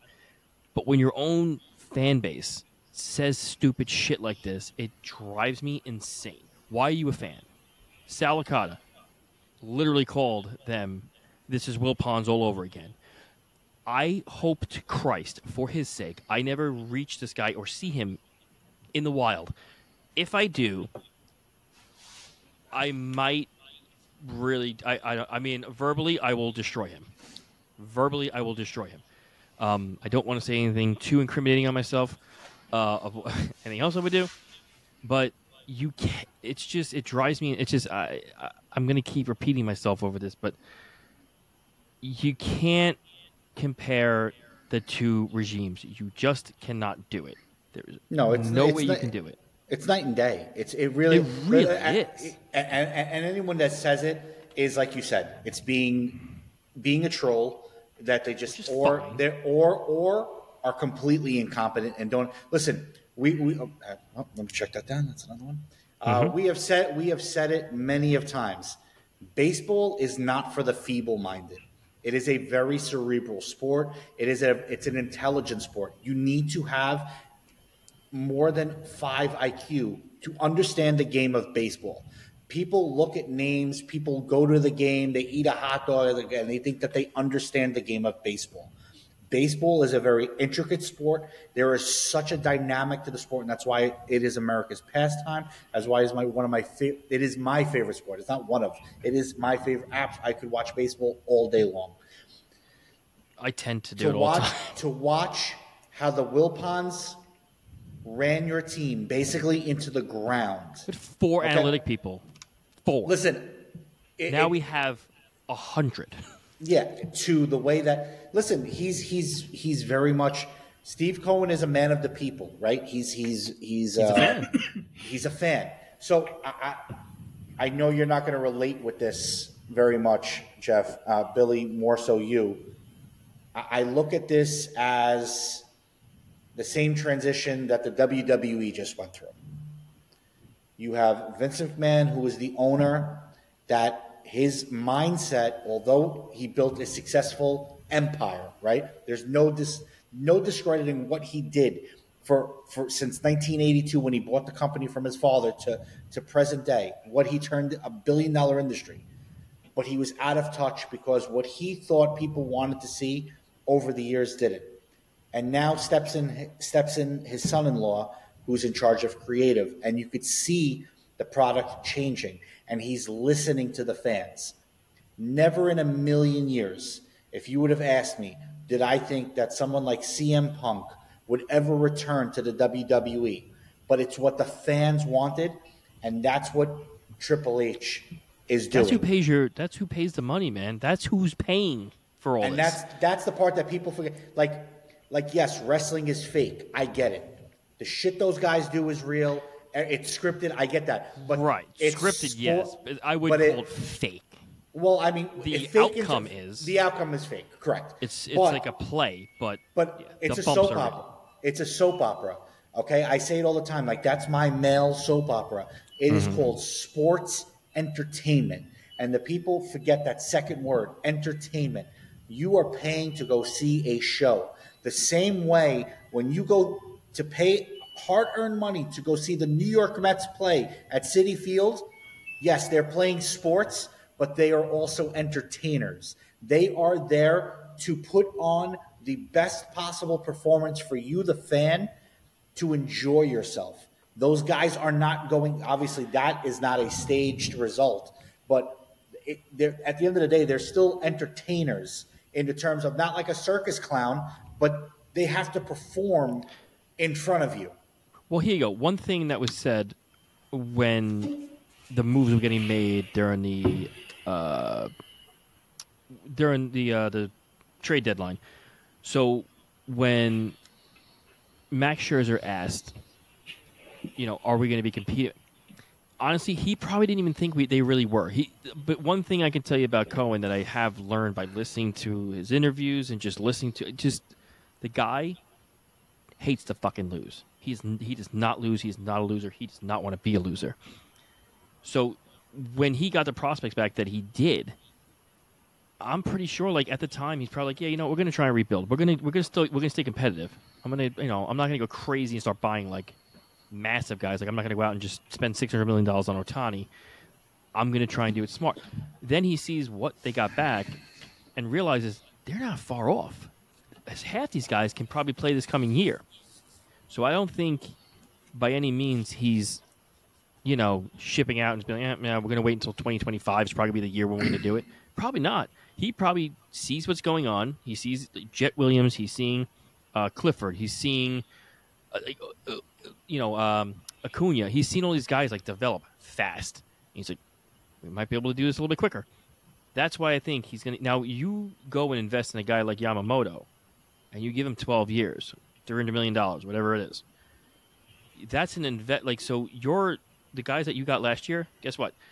By the time Yamamoto comes in and he's a year or 2 years in and he's more comfortable, now you have these prospects coming up.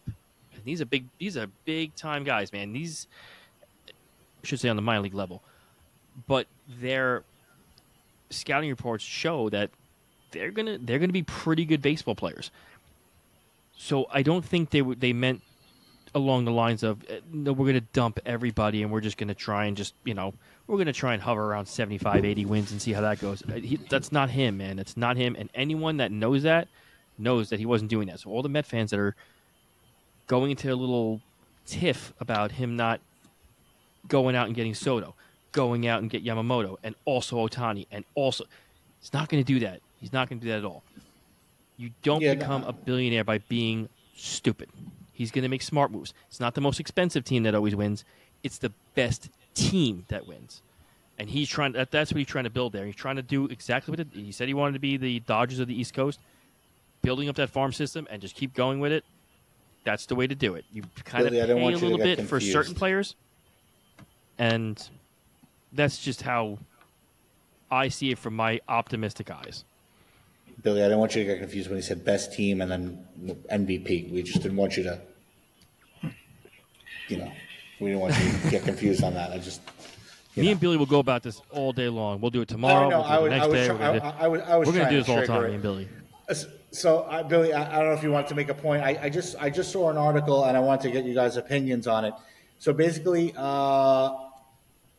it's circulating that MLB has basically dropped the ball with the winter meetings this year, saying how never in the last however many years have you had a player of the magnitude of Shohei Ohtani being available as a free agent, and basically saying that like his whole free agency has been a complete bore, and that us journalists are basically sitting around watching Twitter waiting for something, like any semblance of anything, and nothing is coming across the phones or anything. And they're saying that like the MLB should have ran with this story for far more than what they have, basically. I don't know. It's about getting moves done, and it's legitimately, it seems like that's what's holding everybody up. Yamamoto is supposed to be in sometime this week to start having meetings. Young-Hoo Lee was posted yesterday. There's just a lot of things like holding up, and that's what baseball's been the last few years, if you think about it. Look at most of the signings. It's been later and later in the winter, sometimes into spring training. That's becoming like the new normal. Yeah, but I mean, like, is that fair to the teams, though? Like, if I'm sitting there, if I'm like right now, let's call it the two teams, right? If I'm the Dodgers or the Blue Jays, right? And I'm basically at this point, I know that it's down to one of the two of us, and I keep getting strung along, but every team around me is making moves. Like the move tonight shows me that the Yankees are unquestionably. I don't think they were ever in on the talks, but unquestionably not in on Shohei Ohtani, right? So they're like, all right, screw it. You guys want to sit around and wait for him? No problem. I'm going to make my moves. I'm going to make my team better. And one of those two teams, either the Dodgers or the Blue Jays, is going to be caught with their dick in their hands because they sat around waiting for, the prize pig, and it was brought to slaughter somewhere else. That's what I said before, and why I said the Yankees need to make the Soto move now before Ohtani signs, and then the teams that lost him want to now get into the Soto sweepstakes. I just read this right now where, I don't know if you guys read this earlier or not, or recently while we've been recording, but Ohtani apparently said he couldn't see himself playing in New York. Now, I did hear something earlier today, that he doesn't want to go somewhere where he's going to be like the Beatles. He wants to be able just to walk around and not be bothered as much. But you're fucking Shohei Ohtani. Like you're gonna get noticed. You're gonna get people. And honestly, LA is probably the only place he can get away with that, where people are more famous than him, even though he's more of a global star. But he says he couldn't see himself playing in New York. I don't want a guy like that. Fuck him.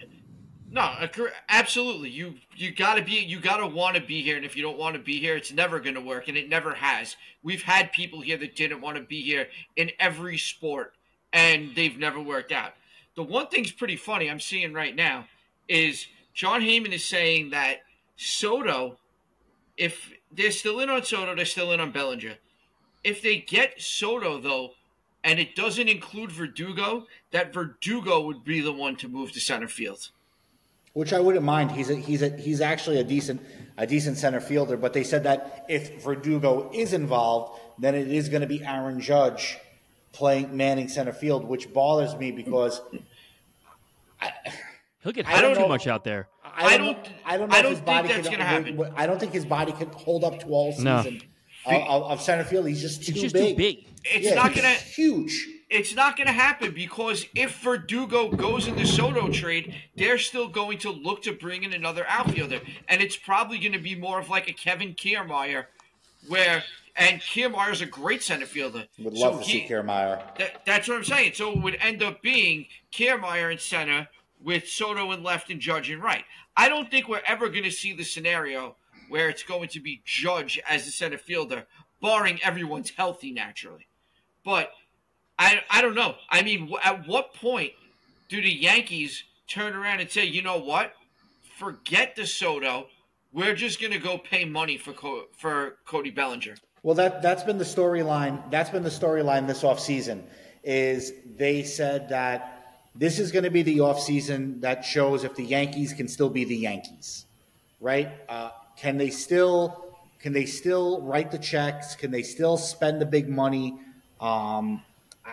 I just feel like, there's way too much I can't think of the word that I'm looking for, but like the fans are way too animated at this point saying you have basically done nothing the last 3 years or in terms of making a big splash. There's no fucking excuses. Like, this is the year you have to make a splash. They're not that team anymore, though. They're not. But that's George, man. It's a different type of team now. How do you say they're not that team? They're not. They just paid Judge $300+ million. They're paying Cole $300+ million. They're paying Stanton, unfortunately, but we're still paying him. Well, we inherited that contract, but we still took it.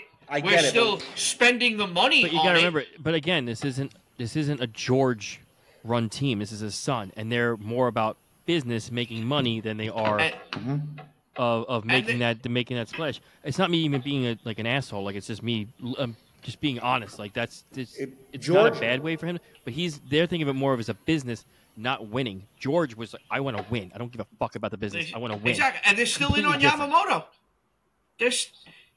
Yeah, you know what? That quote that came out today, that they feel like they're ahead of every other team, that is, I said it earlier to Ray, and I said, I'm like, this is a quote that can come back to bite you in the ass. So I heard it from I actually saw that from 3 different teams today. At one point, it was the Yankees. Feels like they got the top At one point, it was the Red Sox, and I forget who the other team was. But there were 3 different teams today. The Giants were another one. That apparently were in the lead for Yamamoto today. Yeah, everyone's been in the lead. They're the beat writers of these specific teams. They're the ones that come out and say, like, the Yankees are in the lead. Sweeney Murdy will be like, yep, it's the Yankees, they're in the lead. Then you have the Giants guy, the Yankees are in the lead. Then you have the Boston guy, Yankees are the Red Sox are in the lead. It's great. Nobody really knows who's in the lead because nobody knows each other's offers. No. You might think you have the highest offer, but you probably don't. I tell you. It's just a bad quote. This is a bad quote that will bite you in the ass. If being a Met fan, like, believe me when I tell you, it could bite you right in the ass. Heidi Watney just tweeted out, I think Shohei will sign with a team that plays baseball. Baseball. I see. I'm reading it right now.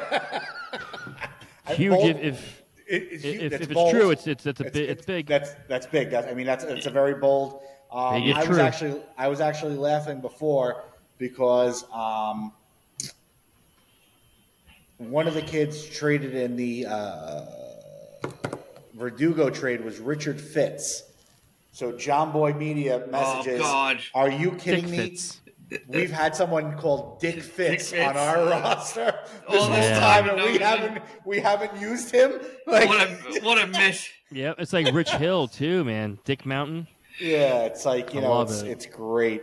It really, I mean, listen, if for nothing else, if literally, if for no other reasons, this is what's making the winter meetings right now somewhat bearable. Is like all the funny shit coming out. Los Angeles Angels just signed Luis Garcia to a 1-year deal, $4.25 million. That'll bolster their bullpen a little bit. Yeah, I mean it's coming out slow and steady, but I think Jeff Billy, like we said, once one of the two shoes drop, whether it being Ohtani or Yamamoto, I think that's when kind of like the floodgates are going to open with teams everybody. Are trying, yeah, because a lot of teams think because they're in on a lot of people, but they want to see, okay, if we do sign Ohtani, we have to get away from. I mean, we have to try something different to lesser people. So they're waiting, and everybody's waiting for the. They're waiting for the market to set. That's it. Once the market goes, then I think it's going to be a fear, like just absolute anarchy at that point. Yeah, I but mean, they have to go. And they did say that Ohtani is going to pick a team by this week, maybe middle of next week. They think that it's about time. So, but speaking of market, though, one thing that I've seen come up on the trade market in the last few days, like we know the names that have been there all off season: Dylan Cease, Shane Bieber, Tyler Glasnow. But two other names have come out: Randy Arozarena and Emmanuel Clase. Are rumored both to be on the trade market. I think that's if they get the right deal. I think they're going. I think it's more of like, let me throw a little bait out there and see who bites, and then just see what we got. I think it's one of those. I think that we'll take calls. We'll take calls. It's going to cost a little bit, but we're going to take calls on them just to see what you got. Yeah. Because with Soto, being traded, people might be like, I might overpay for this guy. I might overpay for that guy. It's a decent strategy, and I don't think it's. I tell you right now, I think it's a smart way to do it. And by the way, you don't have to get rid of them. If the Yankees don't get Soto, and they end up signing Bellinger or Lee and just spending money, go get Clase. I am okay taking those prospects and going to get Clase, who's under team control for 3 or 4 more years. Absolutely. Speaking of the same thing I said. Same thing I said earlier. Good. Sorry, Bill. I said the same thing I said earlier in an earlier episode about how Josh Hader would lengthen the Yankees. Clase would do the same thing. He wouldn't cut his hair. Hader don't want to do that. Listen, you never know. Listen, everyone says that until they're presented with the bankroll. Like when they're presented with that nice bag, but is it time just to let that fucking rule go? Nah, it's so stupid. It is, but they treat it like a business. It is what it is. That was a George rule. You got to remember that was a George rule. No, I'm aware. But no so sideburns, it's like no nothing. It is what it is. It's the dumbest thing in the world. They're playing on dirt. Yeah, listen. I don't have to look businesslike. If that's the case, then instead of pinstripes, you should just have ties. It makes no fucking sense. Just come on, man. We're in 2023, going on 2024. Just let's go. Enough of this shit. Let players be themselves. Let them represent themselves. Stop trying to it's. I think it's more of an ego thing. Like, you're gonna shave your beard because I told you to. That's a power trip. It's so stupid. Just I got it. Let's move on to. Let's move on to the modern day. Like, let players be themselves, for Christ's sake. Let them decide if they want to shave or not. So fucking stupid. But as I was trying to say before, congratulations to the Cleveland Guardians. Number one overall pick in this upcoming draft. Baseball is one of those drafts that, it can confuse the ever-living hell out of you.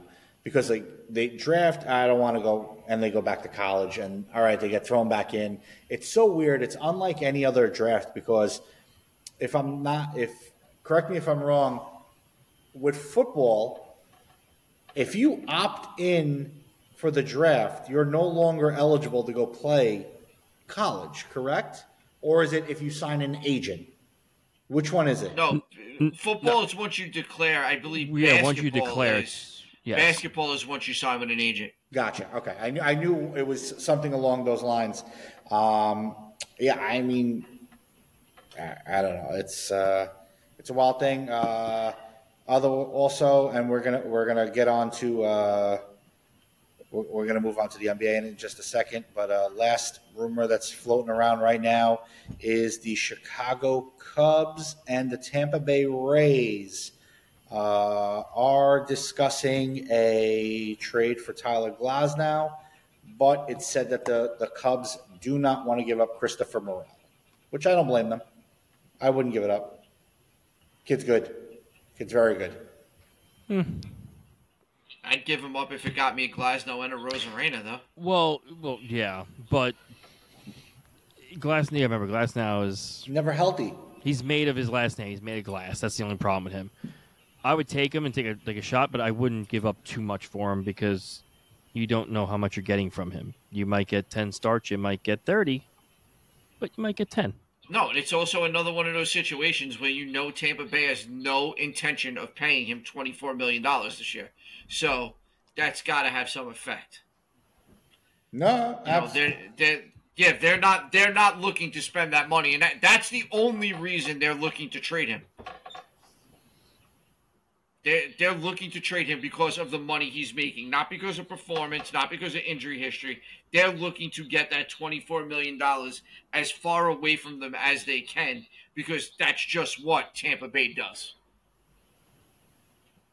And, that's what it's – I think Glasnow is going to end up possibly with the Braves, though. I think one of those three, Cease, Bieber, or Glasnow, end up with the Atlanta Braves. I mean, they have the prospects. Oh, they have the Braves have whatever they need, and they always. It's just the joy of being the Braves. I was reading this morning how they shouldn't make the move, but how Shohei Ohtani makes way too much sense going to the Atlanta Braves because they are the one team that can afford currently right now to wait for him to pitch. Like they don't need him. Like it's not an urgency for him to pitch right this instant. And all of their positions are filled except for DH. It's like a match made in heaven, but there's no way in hell I can see them ponying up the money that would be required to make said deal. Oh yeah, no, I agree with you. It would make way too much sense, and they would be outright scary. Oh, that would be like who do you pitch to? That'd be wild. But it's top Acuna, Ohtani, Olsen. Who are you pitching to there? Sick. Are you walking the bases loaded? You're definitely walking the bases loaded. Oh man, that's just a scary. And then pitching to Austin Riley. Yeah. Austin Riley, you get the hit with the bases loaded every time you come up. Congratulations. Wild. It would just be insane. But Billy, let's transition NBA. The midseason tournament seems to be accomplishing what the NBA wanted it to do. Indiana Pacers, I believe, moved on. That was one of the most exciting finishes. That was almost scripted last night. Halftime of the Jaguar-Bengals Monday night game. You're looking for something to watch. You flip over to the Celtics-Pacer game, and the end of that game was nothing short of amazing. Tyler Halliburton took over that game sick. Yeah, I mean, God, the Knicks are kicking themselves in the ass for not drafting that kid. But and speaking of the Knicks, they got their holes kicked in tonight by the Bucks, losing 146 to 122. So they got absolutely mangled. So that's going to be Pacers Bucks in that semifinal, and then it's going to be the Pelicans versus the winner of the Lakers and the Suns. Yep. I mean, This tournament's like an NBA All-Star game because nobody plays defense at all. It's No wonder the fans are loving it. The All-Star game. Yep. Yeah, well, listen. Well, I was trying to understand the rule. There's something about point differential or something like that now. Like there was a game that was, I forgot. A couple of the guys at work were talking about it, basically saying how they needed to score X amount of points in order to advance into the bracket or something like that. But the story, I guess, a couple days ago, the Los Angeles Lakers are playing the Houston Rockets, and the king himself got into a little altercation. Queen. Yeah, he really is. Got into a little altercation with the head coach of the Houston Rockets, Mr. Udoka, okay? And basically, LeBron was complaining, as per usual, about not getting a call. Udoka turned around to him, and I quote, "Stop bitching." LeBron turned around and said to him, "Nah, that bitch word ain't cool. Don't use it so loosely." To which Udoka said, "What are you going to do about what I said? Walking over here like you're going to do something, you soft-ass boy." Well, that escalated. Someone called him out on it. Good. I'm glad. Yeah, well, that Everyone just lets him get away with it. Well, that's what it is. It's like, everyone's like the boy who cried wolf with LeBron because they just let him go. That's how these guys become the way they are. Because if nobody, it's like the bully in school, right? If no one steps up to the bully, the bully's going to just like, "Oh, fuck it, no one's going to nope." But once you punch the bully in the mouth, the bully stops. Mm-hmm. And that's what you got to do sometimes. But his arrogance won't ever stop. Well, no, he'll just keep doing it. Because he has the media behind him. He has this generation of basketball players behind him, basketball fans behind him, touting him to be the greatest of all time. When I laugh at that sentiment because fans of this generation he's the greatest basketball player of all time, yet his own peers don't consider him the greatest basketball player of all time. The generational gap is the biggest thing there because I'll tell you right now, if that would have happened in the late 80s, early 90s, the coach would have been on his ass. No doubt about it. Our test? No. It's Bill Lambier, Rodman, John Sally. The list goes on. Team. It's a very soft league. It's a very soft league. Larry Bird didn't give a shit. Listen, this whole generation is soft.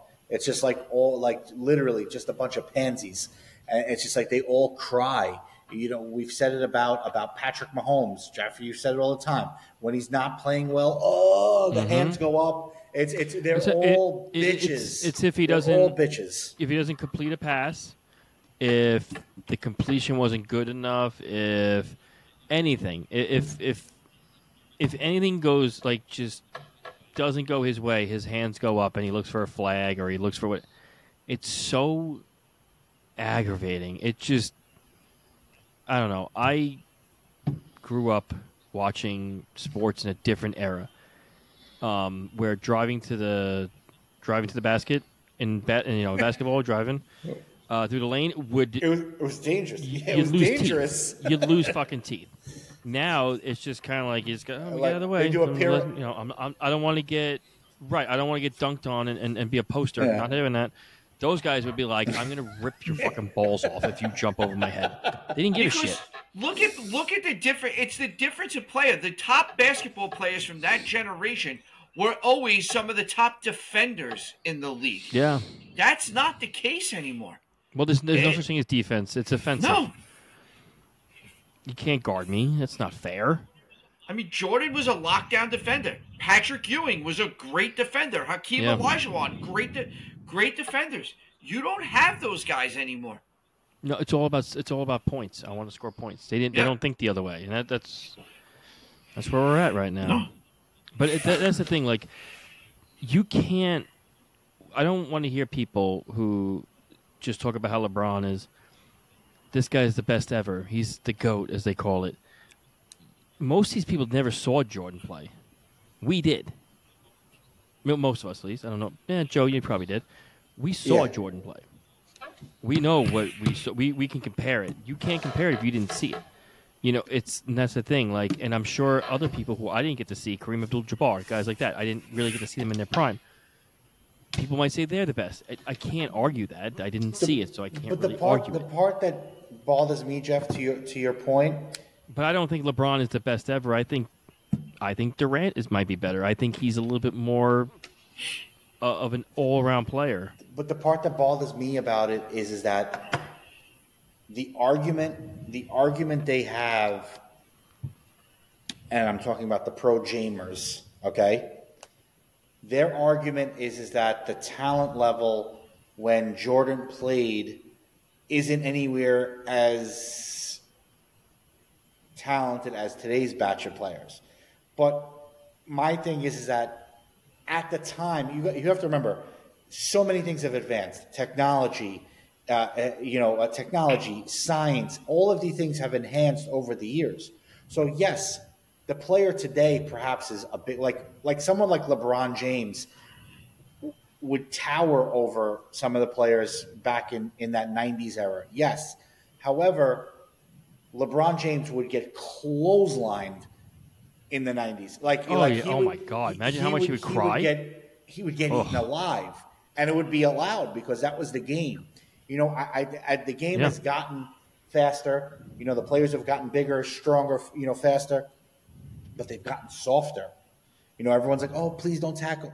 Please don't tackle my son. Mm-hmm. Oh, please don't this. Oh, please don't that." It's sports in general have gotten so soft, and it's really like I'm watching. Like we watch the NFL, and like some of these calls, like roughing the passer, dude, he just fucking tapped him. Like stop. Mm-hmm. Stop. The problem is that it's just too much money in sports. And I blame flopping. There's too much money in sports. I blame flopping. 100%. And LeBron is a master. The king flopper. Yeah, exactly. The guy flops around more than an 80-year-old dick. He's the worst. LeBron James. I'm sorry. I wasn't LeBron James has had a great.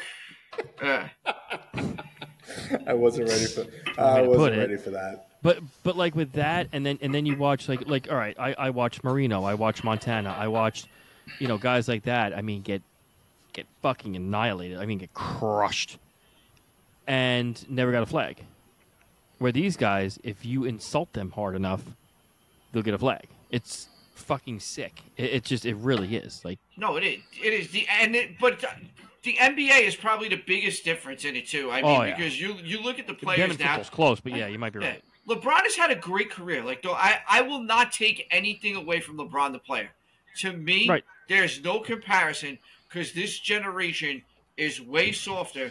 And I know he's up there in age right now. He's 38 years old, still doing his thing, averaging over 25 a game. But to me right now, I'm sorry, Joker's the best player in the NBA. Yeah. Okay. De'Aaron Fox, I'm telling you right now, like, I watched him in Kentucky. And I said, this guy's pretty good. He's okay. He's really coming to his own this year. Yeah. My God. This year seems to be like the breakout year, because I was going to use another term, and thank you for saving me on that. The breakout year for a lot of players. I think Fox he's really like the last couple of years he's been playing, and his game is elevated, and I think he's now reached another level. Halliburton, like these young kids, like this is that new generation of the NBA, and I feel like there's no defense anymore, but they're at least making it fun to watch. And Jeff, I'm reading some, and guys, I'm sorry. Yes, I said guys. I have to circle back to something because I'm reading something on Twitter right now, and I really hope that this isn't true. Did anyone watch NFL Total Access by chance today? Okay. No. This was a direct quote from David Carr in regards to the Eagles. The Eagles should have a serious conversation on Marcus Mariota being the quarterback one. Clearly, Jalen isn't comfortable reading a defense and a drop-back pass. Some would say he's just not good at it. You have to have a serious conversation about Marcus Mariota starting right now.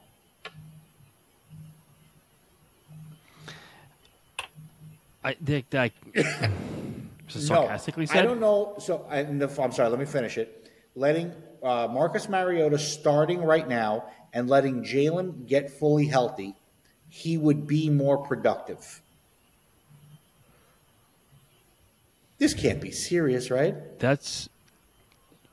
He's not really known. I mean, he does have a lot of weird shit. I mean, I know he was sacked a lot in Texas. Like, could do you think he might have like a brain tumor or something? Like, just like. I would say a tumor. I would definitely say damage of some sort. Yeah. He might have CTE. He's got something going on. There is something wrong with his medulla That's got to be one of those. There is something wrong there. None of that makes sense to me. I mean, going into arguably the biggest game of the season for the Philadelphia Eagles right now, and you're talking. The guy is. I think he's lost what in the games he started three games in his career. Bench him for Mariota. Yeah. Oh God! Wow, there's a lot of stupid fucking people in this world. And that guy gets paid. That's crazy. And we're here doing this for free. Yeah. Someone should pay us. I don't even want to acknowledge it. I'm sitting here, guy. I'm reading it, and I'm like, do I say something? Do I not say something? Make sure make sure it's like it's not one of those fake. No, here. So Twitter. hold on. You know what I mean? Like I'm gonna play. parody. No, this is account. literally. Look, this is the NFL Total Access. This is. Let's play the quote for you. Well, I don't even want to hear the quote. I want to read the comments. Hold on. This team, you have to have a serious conversation if you're Philly, and you have to really say, is it better for us to play Marcus Mariota right now and let Jalen get fully healthy? Because I would argue that it does not matter if you're the number one seed. Because if the 49ers come into Philly again, they do not care. They do not care. Raining in Philly doesn't matter. But irrelevant. You're the coach. You're Nick Sirianni. You go up to Jalen Hurts. He's like, dude, I can play, coach. Conversation. I can play. How are you going to tell me after I just got paid? We do all of this stuff. I'm in the MVP runner. We just had a board up there reading his MVP odds. And now you're telling me a lot of money. Big picture, brother. Like, you have to do. Like, if you're Nick Sirianni, this is the type of decision and conversation you have to have if you have a big picture mentality. And I think you can have that conversation, honestly, with Jalen. And if you set him down, that's all Jalen talks about is the end result and getting to the Super Bowl and winning that thing. The best way we can do it, they didn't run the football at all with him. Twice, that's not it, man. That's not the winning edge. Put Marcus in there, win a couple games. Okay, I've heard enough. I'm so dumber. Let me ask you something. I'm dumber for having listened to that. Now, if he's saying, look, we pretty much clinched a spot for the playoffs. We're going to try and get a high seed, but I want to have you healthy. That is the only way I can take that and be like, I still think absolutely dumb, but not nearly as dumb. Like, my thing is, why wouldn't you want to secure, like, you take your team, right? Holy shit, like, that was stupid. I don't, like, I'm trying to lock up the number one seed. Like, I want the road to the Super Bowl coming through me. If someone's going to come in and beat me in my house, then so be it. But for you to turn around and say, hey, Jalen, I know you're hurt right now. Sit down, and I don't care. Like, but I don't think that's what he was saying either. I don't think not what he was saying. What he was saying. I just read the quote, and I'm like, my brain hurt because it took me. I don't know if you guys saw me, but I was looking down at my phone. I'm trying to process it. You know, I was like, what? I didn't understand it. And the funny thing is, sadly, to continue this, he actually retweeted it himself. Yeah, he firmly believes it. And He's backing it up, saying, if Philly wants to win it all, get Jalen healthy. If not, play your injured QB and watch the Super Bowl at home. Really easy. So he was kind of saying what I said, right? Well, I think that was the message he's trying to get across, but still, like, no, he didn't. I mean, but it still doesn't make sense, Jeff, because it's still stupid. So I fucking agree. stupid because it's just because stupid. now you bench hypothetically you bench Jalen Hurts this weekend against the Dallas Cowboys and lose that game. Oh yeah, right. Guess Imagine what? that. Now you not only you lost the division. Yeah. Now you're a wild card team, and now you're on the road for every game. That man will never have a head coaching job. He will never have a GM job. I mean, listen, just that quote alone. That family should never, like, that family was not very good. That is, or currently, is not very good at the game of football because his brother is not. No, but Derek early on. Derek wasn't bad, but it's just really bad now. Every wide receiver he's not good now. Gets involved with is fucking arrested. It's crazy.